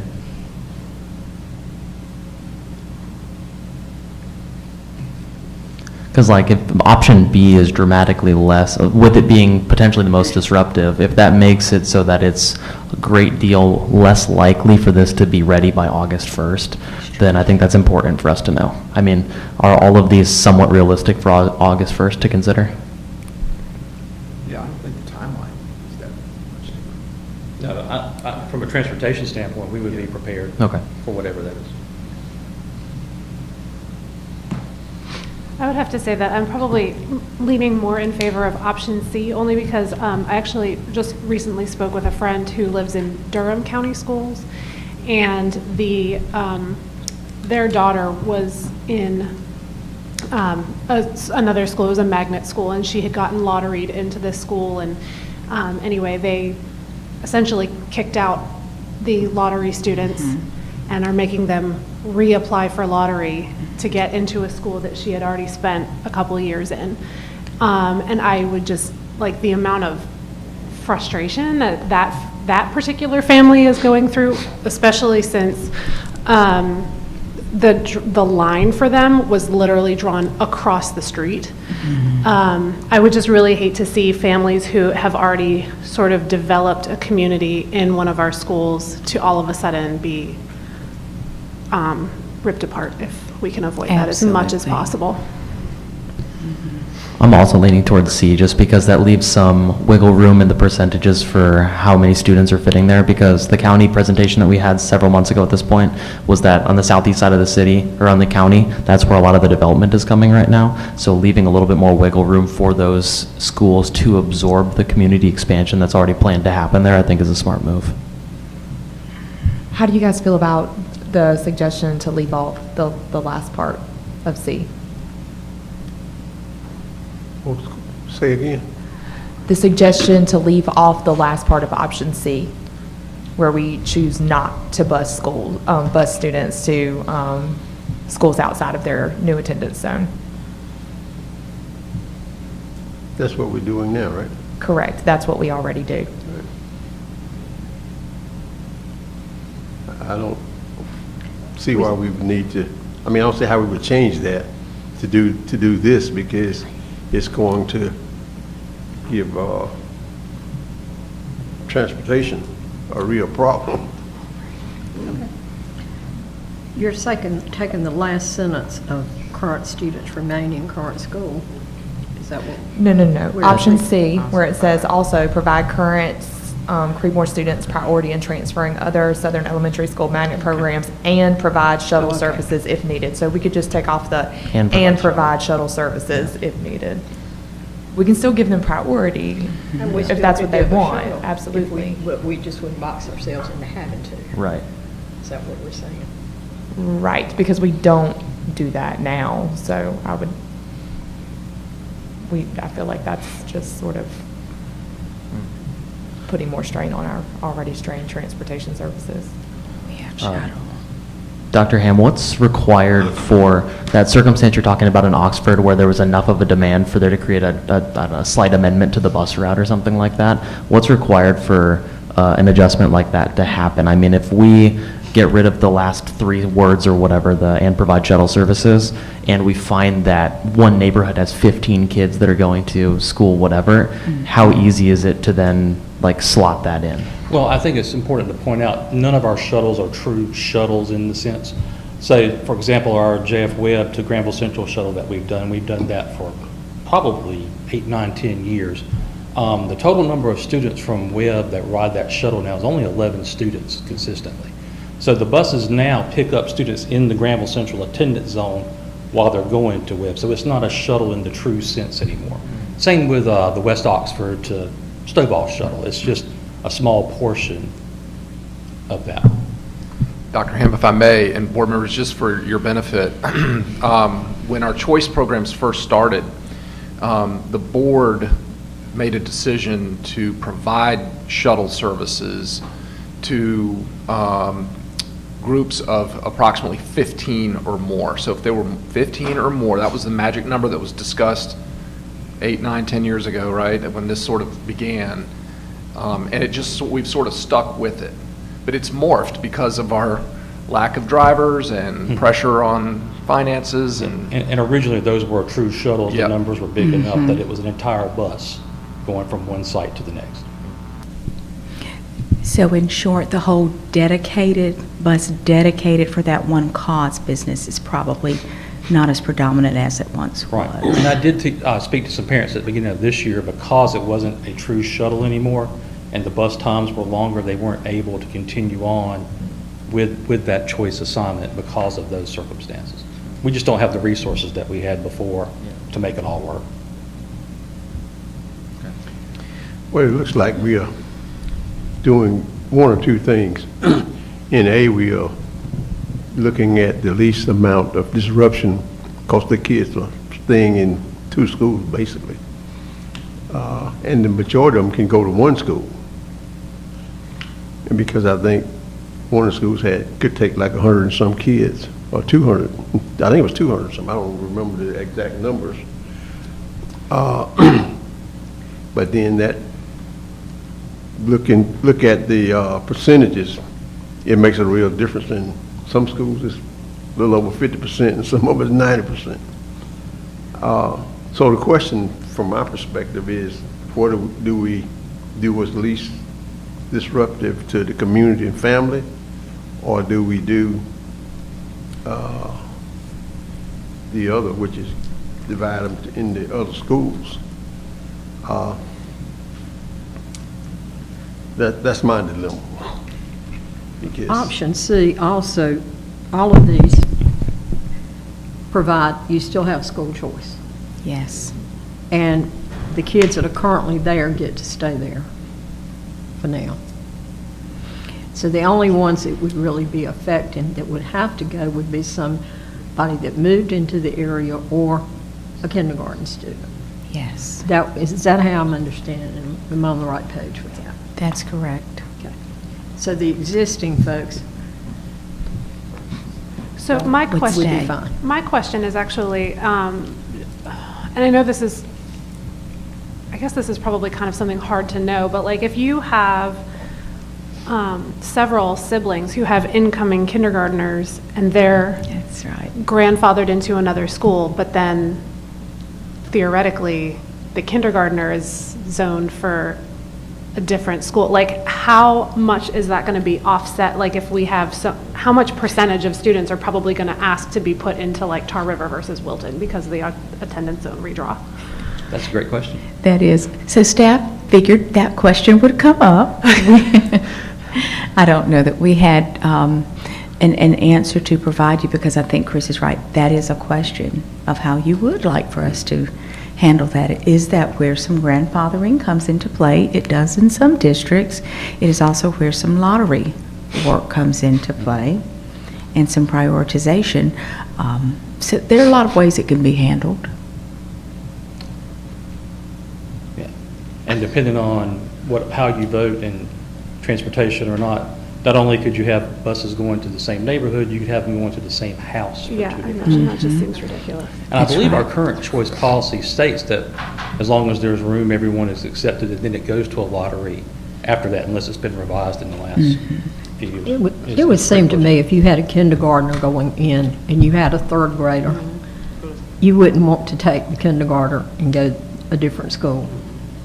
I think that kind of situation should be able to be handled on an individual basis, hopefully.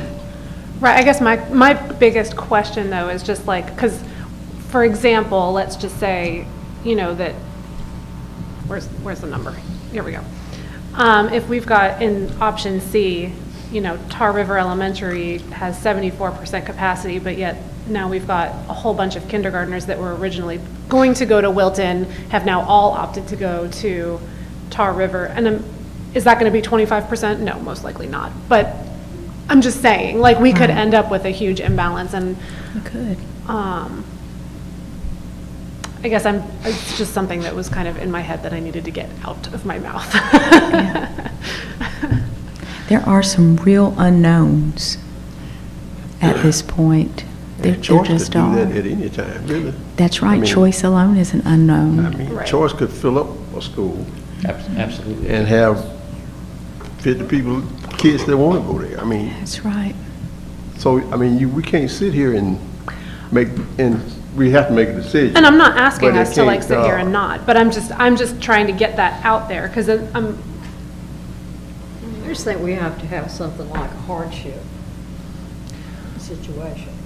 Like, I don't know that I would want to do lottery for families, but I mean, like, at the same time, I mean, I think that definitely giving them priority to us, you know what I mean? Like, so, okay, it's current enrolled students get priority as well as sibling priority. Yeah. In an effort to keep families together. I think Right. our families would really appreciate some language around keeping families together. Yeah. So how do we move forward with this? Do we make a motion about one and then we discuss that, or do we all make an individual vote and then we pick the one that is voted on the most? How do we do that with three options?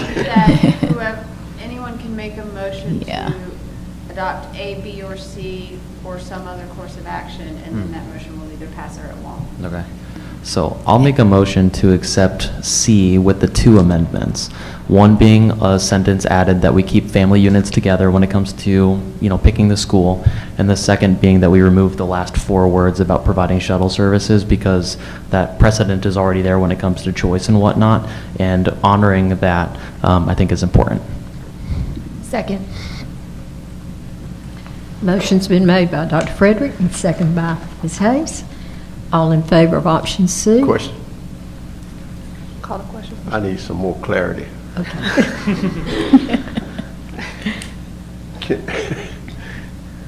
And the reason I don't disagree with what you said, I just want to make sure I have processed it in the way that it's supposed to be processed for me.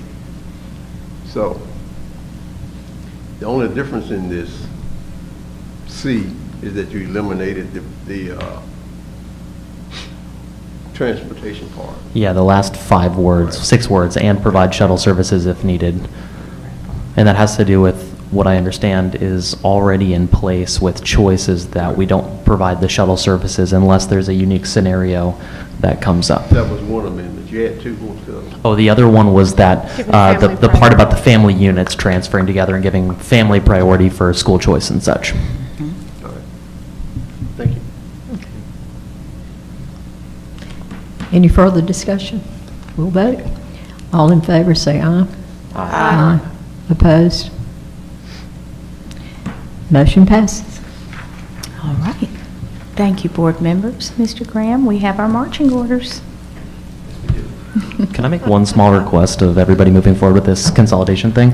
I've been asked a couple of times about from community members about like how's the process going along, and we know that it's incredibly in its infant stage or whatever, but just getting somewhat, I don't know, monthly updates relative to our expected timeline, like, hey, right on schedule, a little behind, stuff like that. Just a quick little sentence that we can pass on to community members would be awesome, because like I hear some of the updates about DOT and stuff like that, but I don't know if that's where you expected us to be at this point, or you know, like the relativeness of it. If you can communicate that from y'all's perspective, that would be helpful for us with, well, at least for me, talking to folks in the community. Okay. Sure thing. Yeah, We can. Yeah, and that doesn't need to happen now, but like next month would be cool. And I would say I think that's part of the goal that Dr. McLean had with the updates. Cool. Every board meeting. So, thank you. Yep. Wonderful. Do we need to add recognition?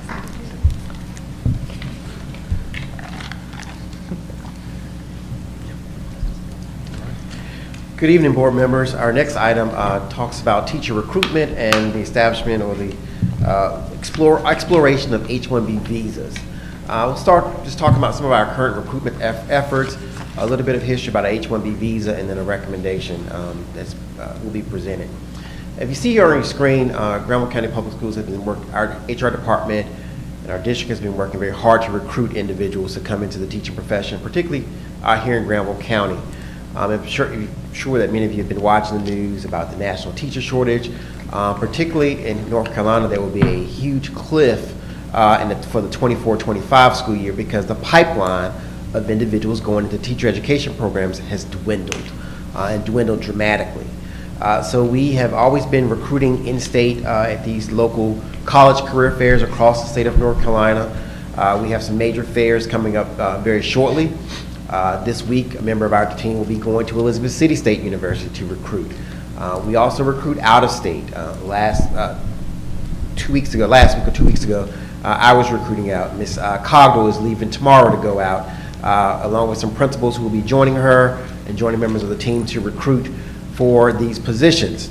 Other ways we recruited is looking at our own in-house individuals, TAs who hold bachelor's degrees, working with them about certification to become teachers, and also those who hold associate's degrees. There are a number of programs across the state, very good programs, where these TAs can earn their associate's degrees, then move into a bachelor's program, particularly in East Carolina, Chowan, Barton, all of those institutions do have similar programs to help those teacher assistants. So we use that as a method of recruitment. Additionally, our local job fair, our team is beginning to start planning for a spring job fair.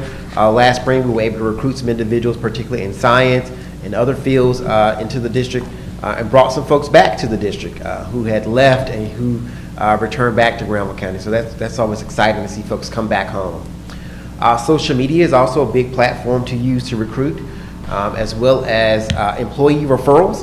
That is spiking up. I got emails today from employees who are wanting to know when can they receive their bonuses. They recruited some individuals, they want to know when can I get my check.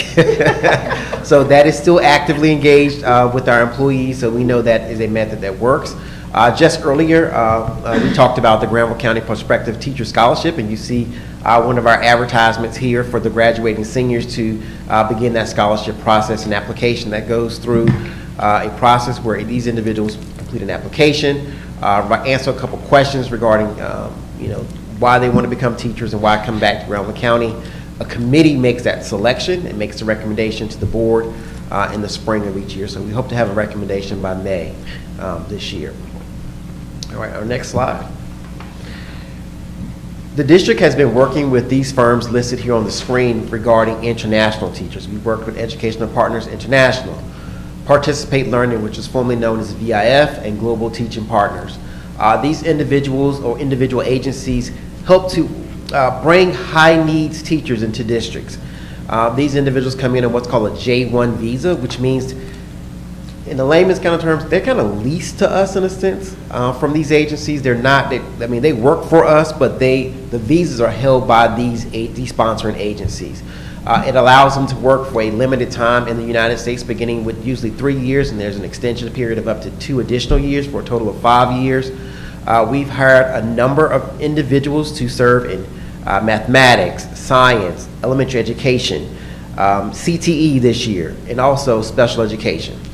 So those individuals have been serving in our districts for a number of years. You can go in and you can see them working very hard. You see them coaching as well.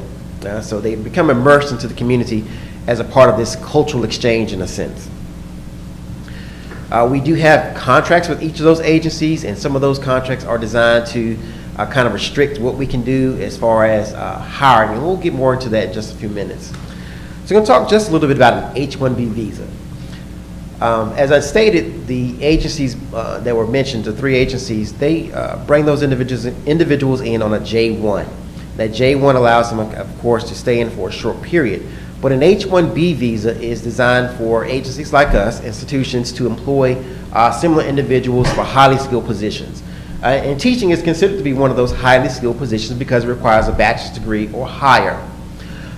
The initial duration is about 3 years, and it can be expanded or extended for a maximum of 6 years.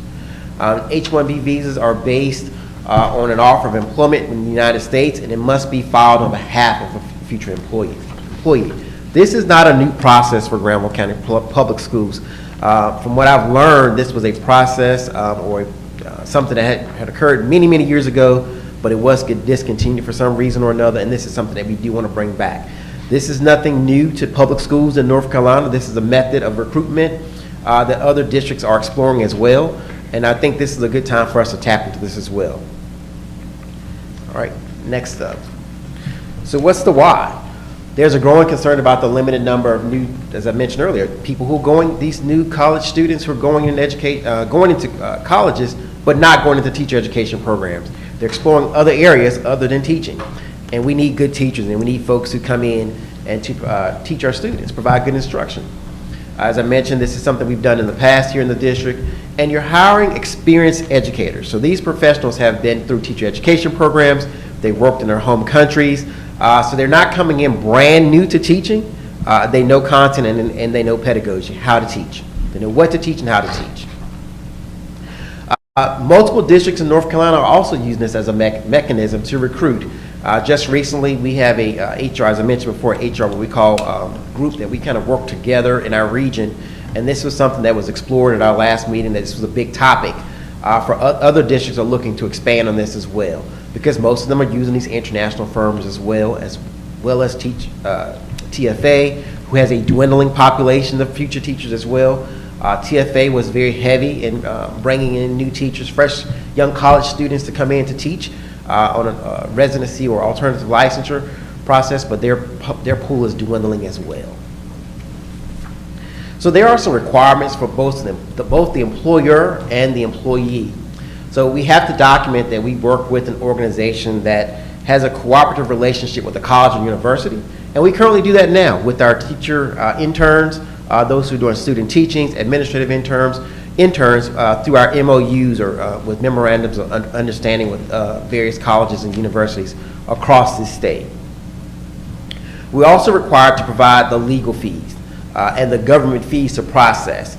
So we would have to pay an attorney to do this process for us, as well as the fees that are associated by the federal government. There's an application fee and there's an expedited fee if we choose to go that route, but we would have to pay some of those fees on behalf of this person. The district will be responsible for establishing a clear vetting process. Now, just because someone said, "Can you sponsor me to teach here in Granville County?" we wouldn't automatically say yes. We want to make sure that we are providing These individuals that we are vetting can have a strong impact on student learning, investment in our district to serve those students not only in our schools but in our community as well, and a number of other factors that we want to consider into that as well. So next, there will be some teacher requirements. So the teacher must have proof that they've met requirements of state licensure at the time of filing an application. So it would be very difficult to hire someone who has an expired license. So basically, you start this process very early in the spring. If you are looking at your own folks who are that you're interested in sponsoring for one of these H-1B visas, or an individual who may be coming into the district. An expired license, as I said, would slow down the process tremendously. There would be some additional fees. For example, if the teacher wanted to bring in their family, they would have to pay additional fees. That cost would be incurred to them. And of course, the expedited fee would be incurred by the teacher as well. Additionally, those teachers who are in the United States on a J-1 visa, they are required to request from their home country what's called a waiver to allow them to stay longer. And so from what our understanding from our initial conversation or consultation with an attorney, that is a pretty simple process. We did learn that some countries such as the Philippines does not allow this. They just reject it, period. But other countries do allow this. So we would have to do our due diligence there. So far, are there any questions? Yeah, I got a random question. So is the teacher shortage unique to America since we're interfacing with some of these, I guess, agencies, or are there similar issues in like Europe and Asia and stuff like that? I haven't explored the what's happening in other countries and across the world. I know when I was speaking to one of the actual agencies just last week about our talent pool for upcoming interviews, I was told, well, we're struggling to find EC teachers to come over to the United States as well. So that may be a sign of things to come to pass across the world. Yeah. So. Okay, I was just curious. Certainly. And I will note, board members, that the HR department works with an immigration specialist to do this legal work. It's not something that I do. So they have someone who does a lot of these. About how many staff do we have that currently have visas? About 30. Is that historically like a pretty average number, or has it increased drastically? That has increased. This year? That has increased, yes. Are most of those found at GC Hawley? No, Northern Granville probably has the largest really? number of international teachers. Okay, cool. Do the hiring incentive things that we discussed and approved previously, do those apply to these hires as well? For some of them, yes. Okay. Yes, most of them they do. Remember, these individuals are relocating to the United States, so they need to get apartments, they need to get housing, transportation. Part of them, when they come in through these J-1 visas, they actually secure a loan through their agency, so to kind of help them get them on their feet. So that is vital to them as well for their livelihood. They are welcome to participate in, for example, our advanced degree supplement. We did have some of them to apply for that as well. Are these positions paid for from the state the same way as all of our other positions? Absolutely. These positions are actually converted from a regular state position.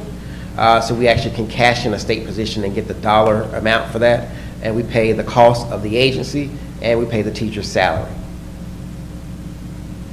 For our Restart schools, that's paid out of the Restart Fund. Okay. So if you guys had a specialist that handled this, then why do we feel the need to change to a firm? I want to make a recommendation, actually, which is the next slide. My firm doesn't have a specialist. I'm saying that's who they want to hire. Right. So who's been doing it previously? We have not done this. As I said, we've done this many, many years ago. So it stopped in the district. So we actually want to bring it back. Then the J-1 visas are different. Okay.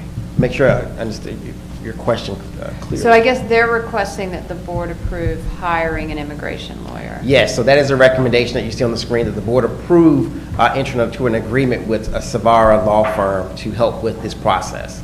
I guess I'm just trying to figure out why you're recommending doing things differently going forward than we're already doing now. So we're dealing with two different types of visas. The J-1 comes in through those agencies, right. And we don't have to deal with all the things that we would have to deal with this application to the United States customs officials and things of that nature. That's all handled by those sponsoring firms. So what we want to do is say, for example, there's a teacher who is at the end of their term with one of those sponsoring agencies, and they wanted to remain in the United States. We could sponsor them to stay for an additional 6 years. So the agencies only provide temporary teachers. They have to go back after 2 years? After 2, yeah. And so in order to keep teachers longer than 2 years, you have to hire them directly and go through the H-1B process. Okay. So, and, you know, part of the agreement with the agency often is that we won't hire them, right? Because they are sponsoring them as a, what's it called, an exchange program. But we could hire someone who came in through an agency to another district. You see what I mean? This would not eliminate what we're currently doing with those 3 agencies. This is an in addition to. So what pot of money does this come out of? This would come out of our the local budget, what we use for HR recruiting. So county tax money. And could you maybe, do you recall what because it's a per employee rate, right? The legal rate for the consultant for that firm would be $3,900. For the actual application fees or the filing fee for that individual is $960. That firm handles all the paperwork, all the material to make sure that these individuals are eligible and they can work and continue to work in the United States. So how many employees, God, this thing is really loud. How many employees do we have that are coming up that are, you know what I mean, like going to the end of their contract or process or whatever? 2. And that's what, this year they're coming? This year. And then how many to follow that after? I would have to pull that information, but I know 2 this year. Okay. So I got 2 random finance questions. So one, is the all-in then what you're saying about $4,000 per person? Yes. Okay. So are we trying to create with this, when it says, part of my question is the ambiguity around the contract not exceeding $100,000. I don't like that flexibility because then that's saying it won't exceed 25 hires or something like that. I mean, is the goal, if the goal, I like exact numbers, if it's $50,000 or an interval of $4,000, right? Like if we want to create a fund where we can use these folks for hiring 12 employees, and then when that retainer is used, then we can refill the coffer if we have more viable applicants and stuff like that. I like that strategy a little bit more than just having a nebulous less than 6-figure number to vote on. Well, part of that was because we wanted to bring an additional contract, and I want to let everyone know that we are not exceeding this. And this is because this is a very new thing, reestablishment, and we want to be very conservative and not jump with a large number. Plus, I had to be able to manage this with a local budget. Yeah. May I add? Certainly. Part of the reason for the mention of the 100,000 is typically when we bring contracts to the board is because it's over 100,000. Yep. But because of the topic here, we felt it was important to bring it to the board, even though it did not exceed that threshold. if that makes Right. sense. So this is a contract that normally falls within the superintendent's authority, but because it's creating an attorney-client relationship, because it's a new deal, they wanted to bring it anyway. Right. So who would decide what contracts we would try to roll over into this J1 and which ones we wouldn't? So we'd work with principals, and the HR team will work with principals and staff with this process. We just, as I stated, we just wouldn't hire individuals. We'll make sure they're fully vetted.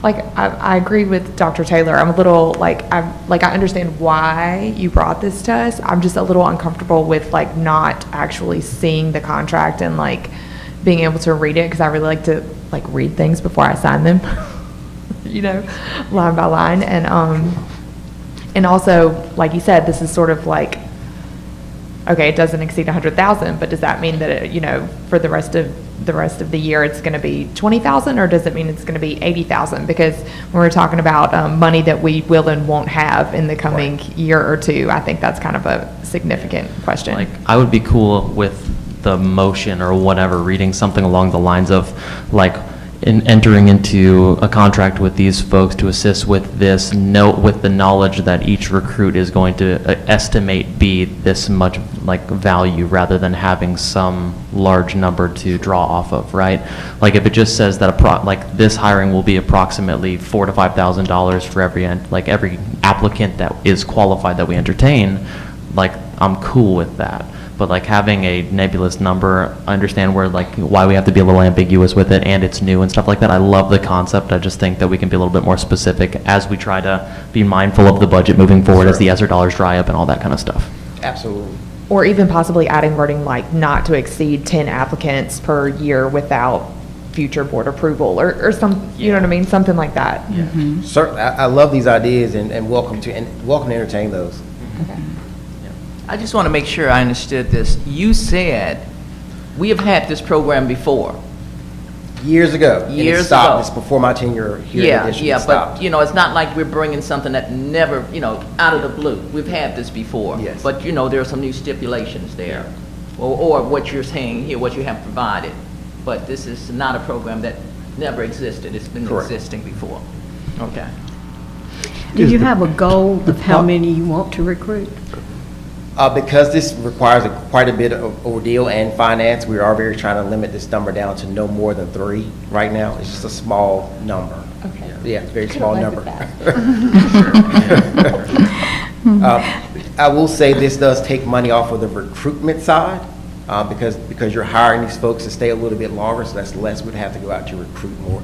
So you're kind of shifting a pot around a little bit.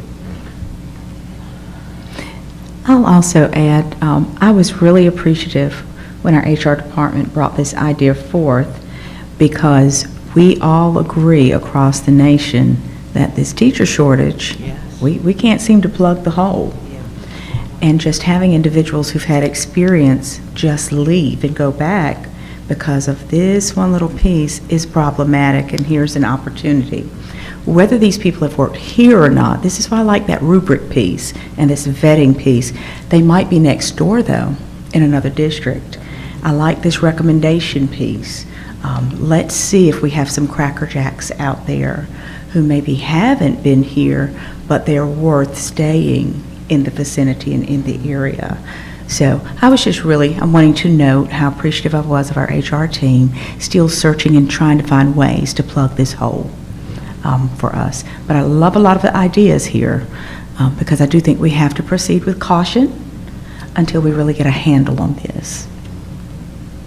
So I'm not saying the M word yet, but could we make a motion then, theoretically, to only amend this to be something like everything that's up there, but the contract not exceed the financial obligation to hire 3, the goal amount of hires at this time, and if more qualified candidates show up, then you just bring it back to us with is that something that we could realistically do? Yes, that's reasonable. Okay. Absolutely. So then I would like to make the motion to accept the recommendation, but only change the contract not to exceed the current objective of hiring 3, all the financial obligation that we would be taking on to hire the goal of 3 employees from this, with if more qualified candidates come up and we want to hire them, that the HR team will bring that to us for another set of approval.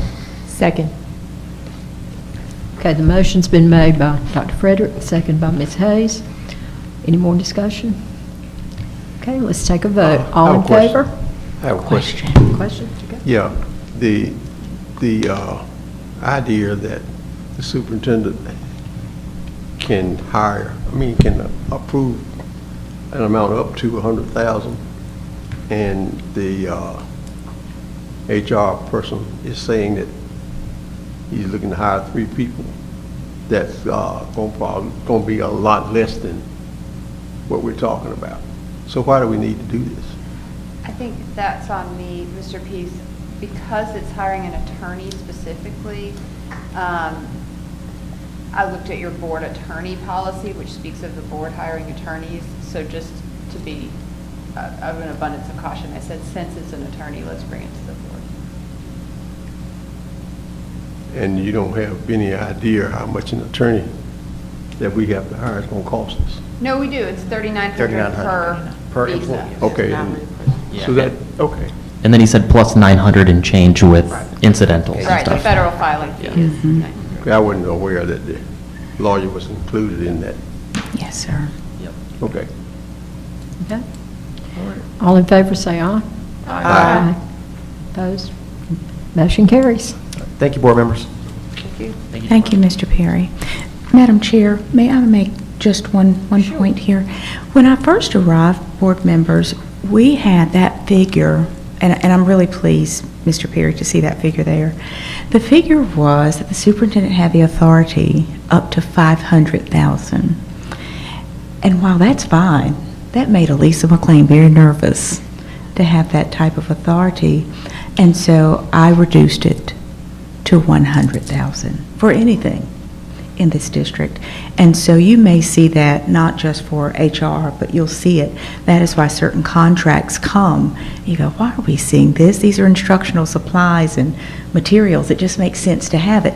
You will see that $100,000 threshold coming to you for all kinds of things because I lowered it to that. I just simply want you to have knowledge of just about anything that is going to be $100,000 or more. So just Thank you, Dr. McClain. wanted to make that point. Ready? We are ready to move forward to item number 9, good old finance. Mrs. Hines. The good news is, you know, we're close to the end. Let's see. First, we have our financial update, and it is a full financial update. You can pull whichever one. You can start at the top. We'll start with the COVID fund report. Again, this is the report that you get every month related to our COVID funds. This cover sheet just summarizes the remaining COVID funds that we have. I would like to point out those two highlighted fund expiration dates. Our Exceptional Children's Department was notified recently that those two funding sources, PRCs, I think that's 185 and 186, they're crossing in my eyes. While we thought we had initially been informed that they expired in September of 24, they actually expire in September of 23. So they are working hard to make sure that those funds are expended with the other funds that expire in 23. I just wanted to make you aware of that.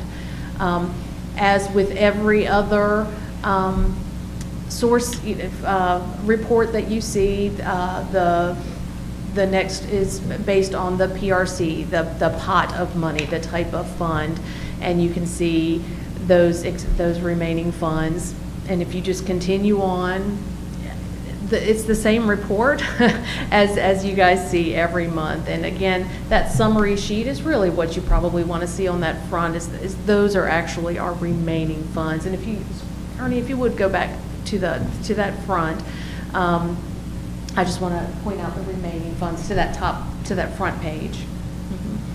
Our remaining funds are $13 million, just over $13 million. Notice the funds that are expiring in September of 23. The larger amount in that PRC 171 that's going to come down significantly in February with the payment of our local longevity bonus. So you'll see significant changes in those soon. Any questions about COVID funds? And look at board travel. And again, this is your monthly report on board travel. A few more expenses came in this month. If you will expand it just a little bit, Mr. Connor. Again, the budget you all have for travel is just over $6,000. Expenditures as of December 31st were $4,818. You have a remaining budget of $1,498. And again, you can see per person, per board member, the expenditures on that left-hand side, and then on the right-hand side of that chart, you can see the type of expenditure. Do you have any questions about board travel? Okay, thank you. And this is the first time you've seen this. This a lot of you guys are new, so this is the monthly board report that the budget report you're going to receive. You can see the breakdown of our local budget, state budget, federal budget, et cetera. On that left-hand side, that is our actual approved budget at this moment. Actual to date are our actual expenses. That does not include any funds that are encumbered with purchase orders at that time. And then you can see at the end the amount that we have remaining in each of those funds. And of course, it's broken down in each of those funds, it's broken down by personnel, benefits, operating, capital outlay, and transfers. Those transfers mainly relate to our transfers to charter schools, our charter school payments. And as of December 31st, we were 50% into the school year. And as you can see, our local funds are expended up to 44%, state funds up to 46%. So we're on track for our budget for this year. Our other funds, you're not going to see the same level of expense in our federal funds or grant funds, even our capital outlay funds, but you can see that the progression of those funds. And again, for your reference, over to the right, you have our actual expenditures for the last 2 school years. So I just kind of wanted to give a quick summary, since this is the first time some of you guys have seen this report. Do you have any questions about this? Yeah, so I'm looking at the top of the page at the local budget, and it says annually we have $56,281, and to date we have spent 43 of that. Is that correct? I am not seeing the numbers. For capital outlay? Oh, for capital outlay. Got you. Okay, say those numbers again, I'm sorry. So our annual budget is $56,281. Got it, and local budget for capital outlay. That is not our main capital outlay budget. That is lower on, that's under capital funds. That's our main big capital outlay fund that we get from the county. Capital outlay we also have capital outlay dollars. Those are inventory type items, more fixed assets. And we have some in local, state, we have them across funds. But that's, again, your big capital outlay fund that we get from the county is separate. So what happens to those funds if we don't spend them by the end of the fiscal year? To the big capital outlay dollars? dollars? No, the little one that I'm looking at that says that we've only spent $43. Oh, that's in our local budget stays with us. Whatever we don't expend, it just goes into fund balance. But I think the point that I'm trying to make is that we have a lot of things that need to be done to our schools, like a lot. And the state of our schools and our athletic facilities is a little embarrassing at some of our campuses. Why in the world are we not spending that money? I hear you. I can think of about 27 million ways that I could spend $50,000 on our campuses right now. I hear you. And that's a very good question. I'd have to look and see what those specific line items are. Again, that's not our big capital outlay dollars. That could be equipment for a school that they just haven't purchased yet. Again, this is actual expenses to date. There might have been funds that were encumbered, that purchase orders are in, but they just haven't been actually paid yet.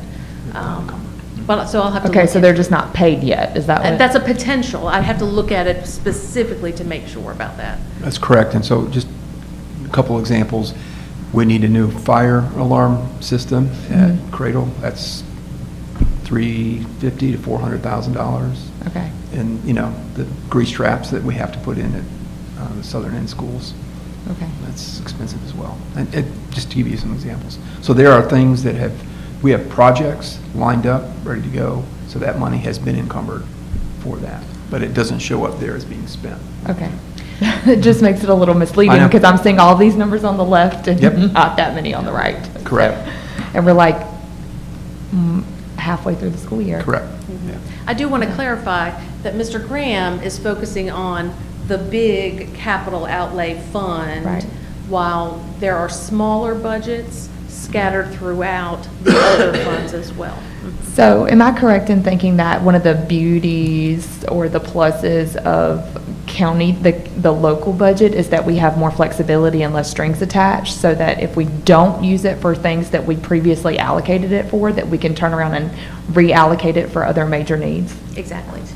Okay. Yes, and we have some of that, and, and we use the local and state funds to kind of balance each other as well, because our state funds, are have very distinct strings and very specific purposes. But if we find that, there's, for some reason, we haven't been able to expend some of our state money in some ways with how we expected, most of the time, we're able to transfer in maybe some expenses from our local account and use those state funds and save those local funds. And that's really how we focus on when we talk about closeout. Those are the kind of work we're doing. So I have another question. When it comes to the big capital funds, not the local or the grant funds, so the header capital funds where it's capital outlay budget, all that kind of stuff, the annual budget this year for total capital outlay is near $5 million, but last year was 1.5 and the year prior was 2.6. What's causing that big number jump? A lot of that was because of the supply chain issues that we had last year. Okay. Big projects that we started, but we weren't able to finish and pay for those projects, so those funds were carried forward. And that's why we have such a large budget starting off, because those funds were carried forward to this year. Okay, thanks. The chillers at Granville Central, for example, is $300,000, and it's just, they were supposed to be in about a year and a half ago, and we're still waiting on it. So. Any other questions? Okay. Thank you, Ms. Hines. The next part of the finance section is on budget amendments, and again, this is going to be a monthly process for us from here on out. And just to review the process, we enter budget amendments throughout the month, and I bring them to you all for approval at the month end. Again, these are all of our budget amendments that we have done up to the end of January. And again, this is the state budget amendment, and the purpose of these amendments are to add the additional state allotments for the teacher performance bonuses. Those are the folks who were here earlier today, and to transfer funds from the state textbook account. And we are increasing our state budget by $532,240, and to make our final state budget $54,473,335. And then our local budget amendment did not actually impact the total budget at all. There's no change. It's more of a redistribution of funds. And this was to cover the costs of online credit recovery for our high school students, and to cover the cost of the West Oxford sign, to carry forward that cost again from last year for their signage outside. And then our other restricted fund, we call that Fund 8 as well. This is to budget for additional recycling revenue, $1,140. We received a Granville Ed Foundation Spelling Bee grant for $1,000, and a Granville Ed Foundation textbook donation for $25,000. So we're increasing our other restricted fund budget by $27,140 for a final budget of $6,547,082. You get that? Do you have any questions about these budget amendments?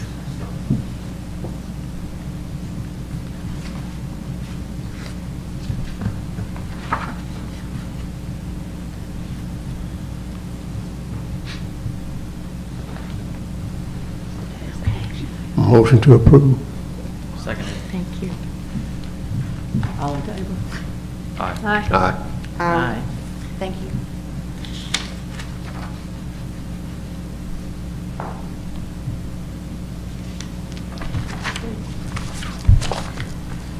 We're at the time right now to adjourn to executive session, and we will do that after a short break. Do I have a motion to adjourn to executive session for the reasons stated in our agenda? So moved. Seconded. Motion's been made and second, and all in favor? Aye. Okay, I'd say that. Okay, we are back in open session. Do we have a motion to approve the personnel report as presented? So moved. Second. Okay. Motion's been made by Ms. LeBrecq, seconded by Dr. Taylor. In favor? Aye.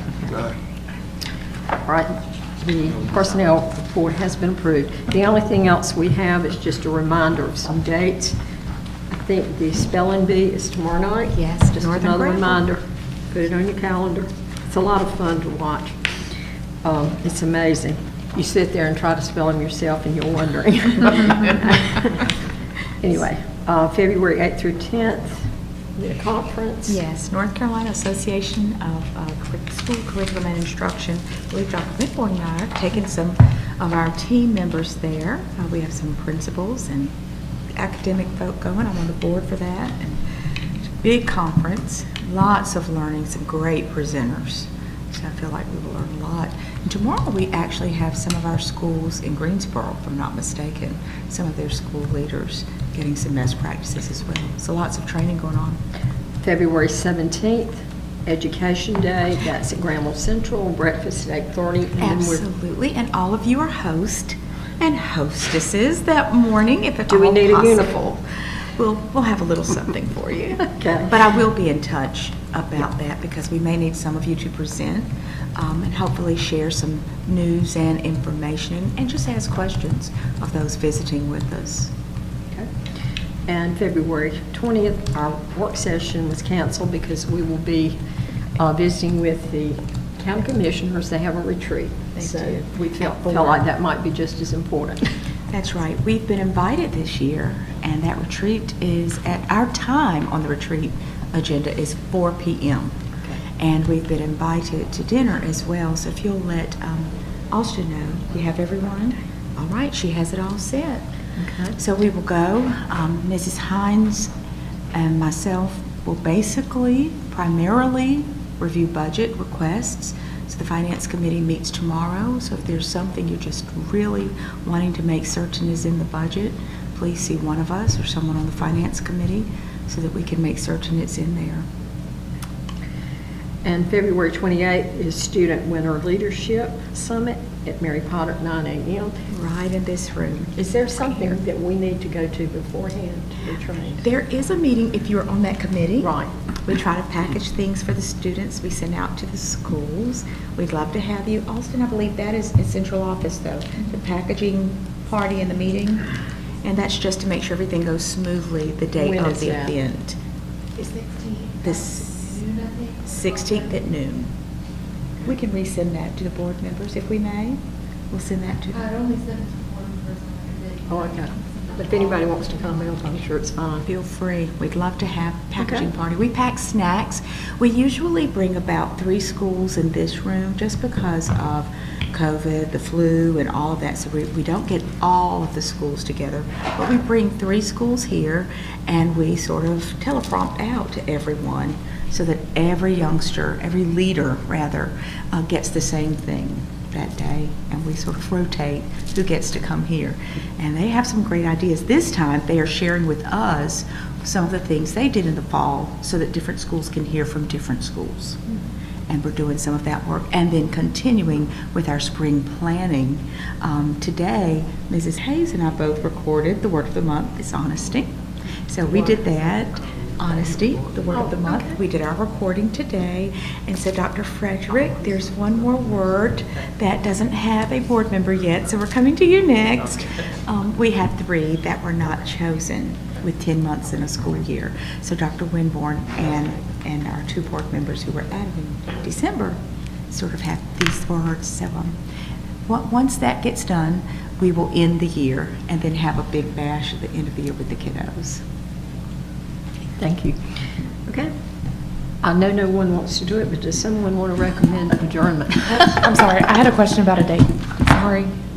Was there any discussion about a date with the a roundtable with the county commissioners at the liaison meeting? I don't think we've set a date. We were going to try to get through the next 2 things and then see what we felt like we needed to do. Okay. But we certainly have talked about it, and I think it would be a good idea. Everyone loved it. That could be something we do on the We've just got 17th. 2 things in February, and I'm thinking we might want to put that more in March because I'm sure their schedules are busy. I think they actually said April. Oh, they wanted it in I think April. April. Okay. When we mentioned Early that. April. Right. Motion to adjourn. Second. It all passed. Let's go home. Thanks, everyone. Thank you for your hard work tonight.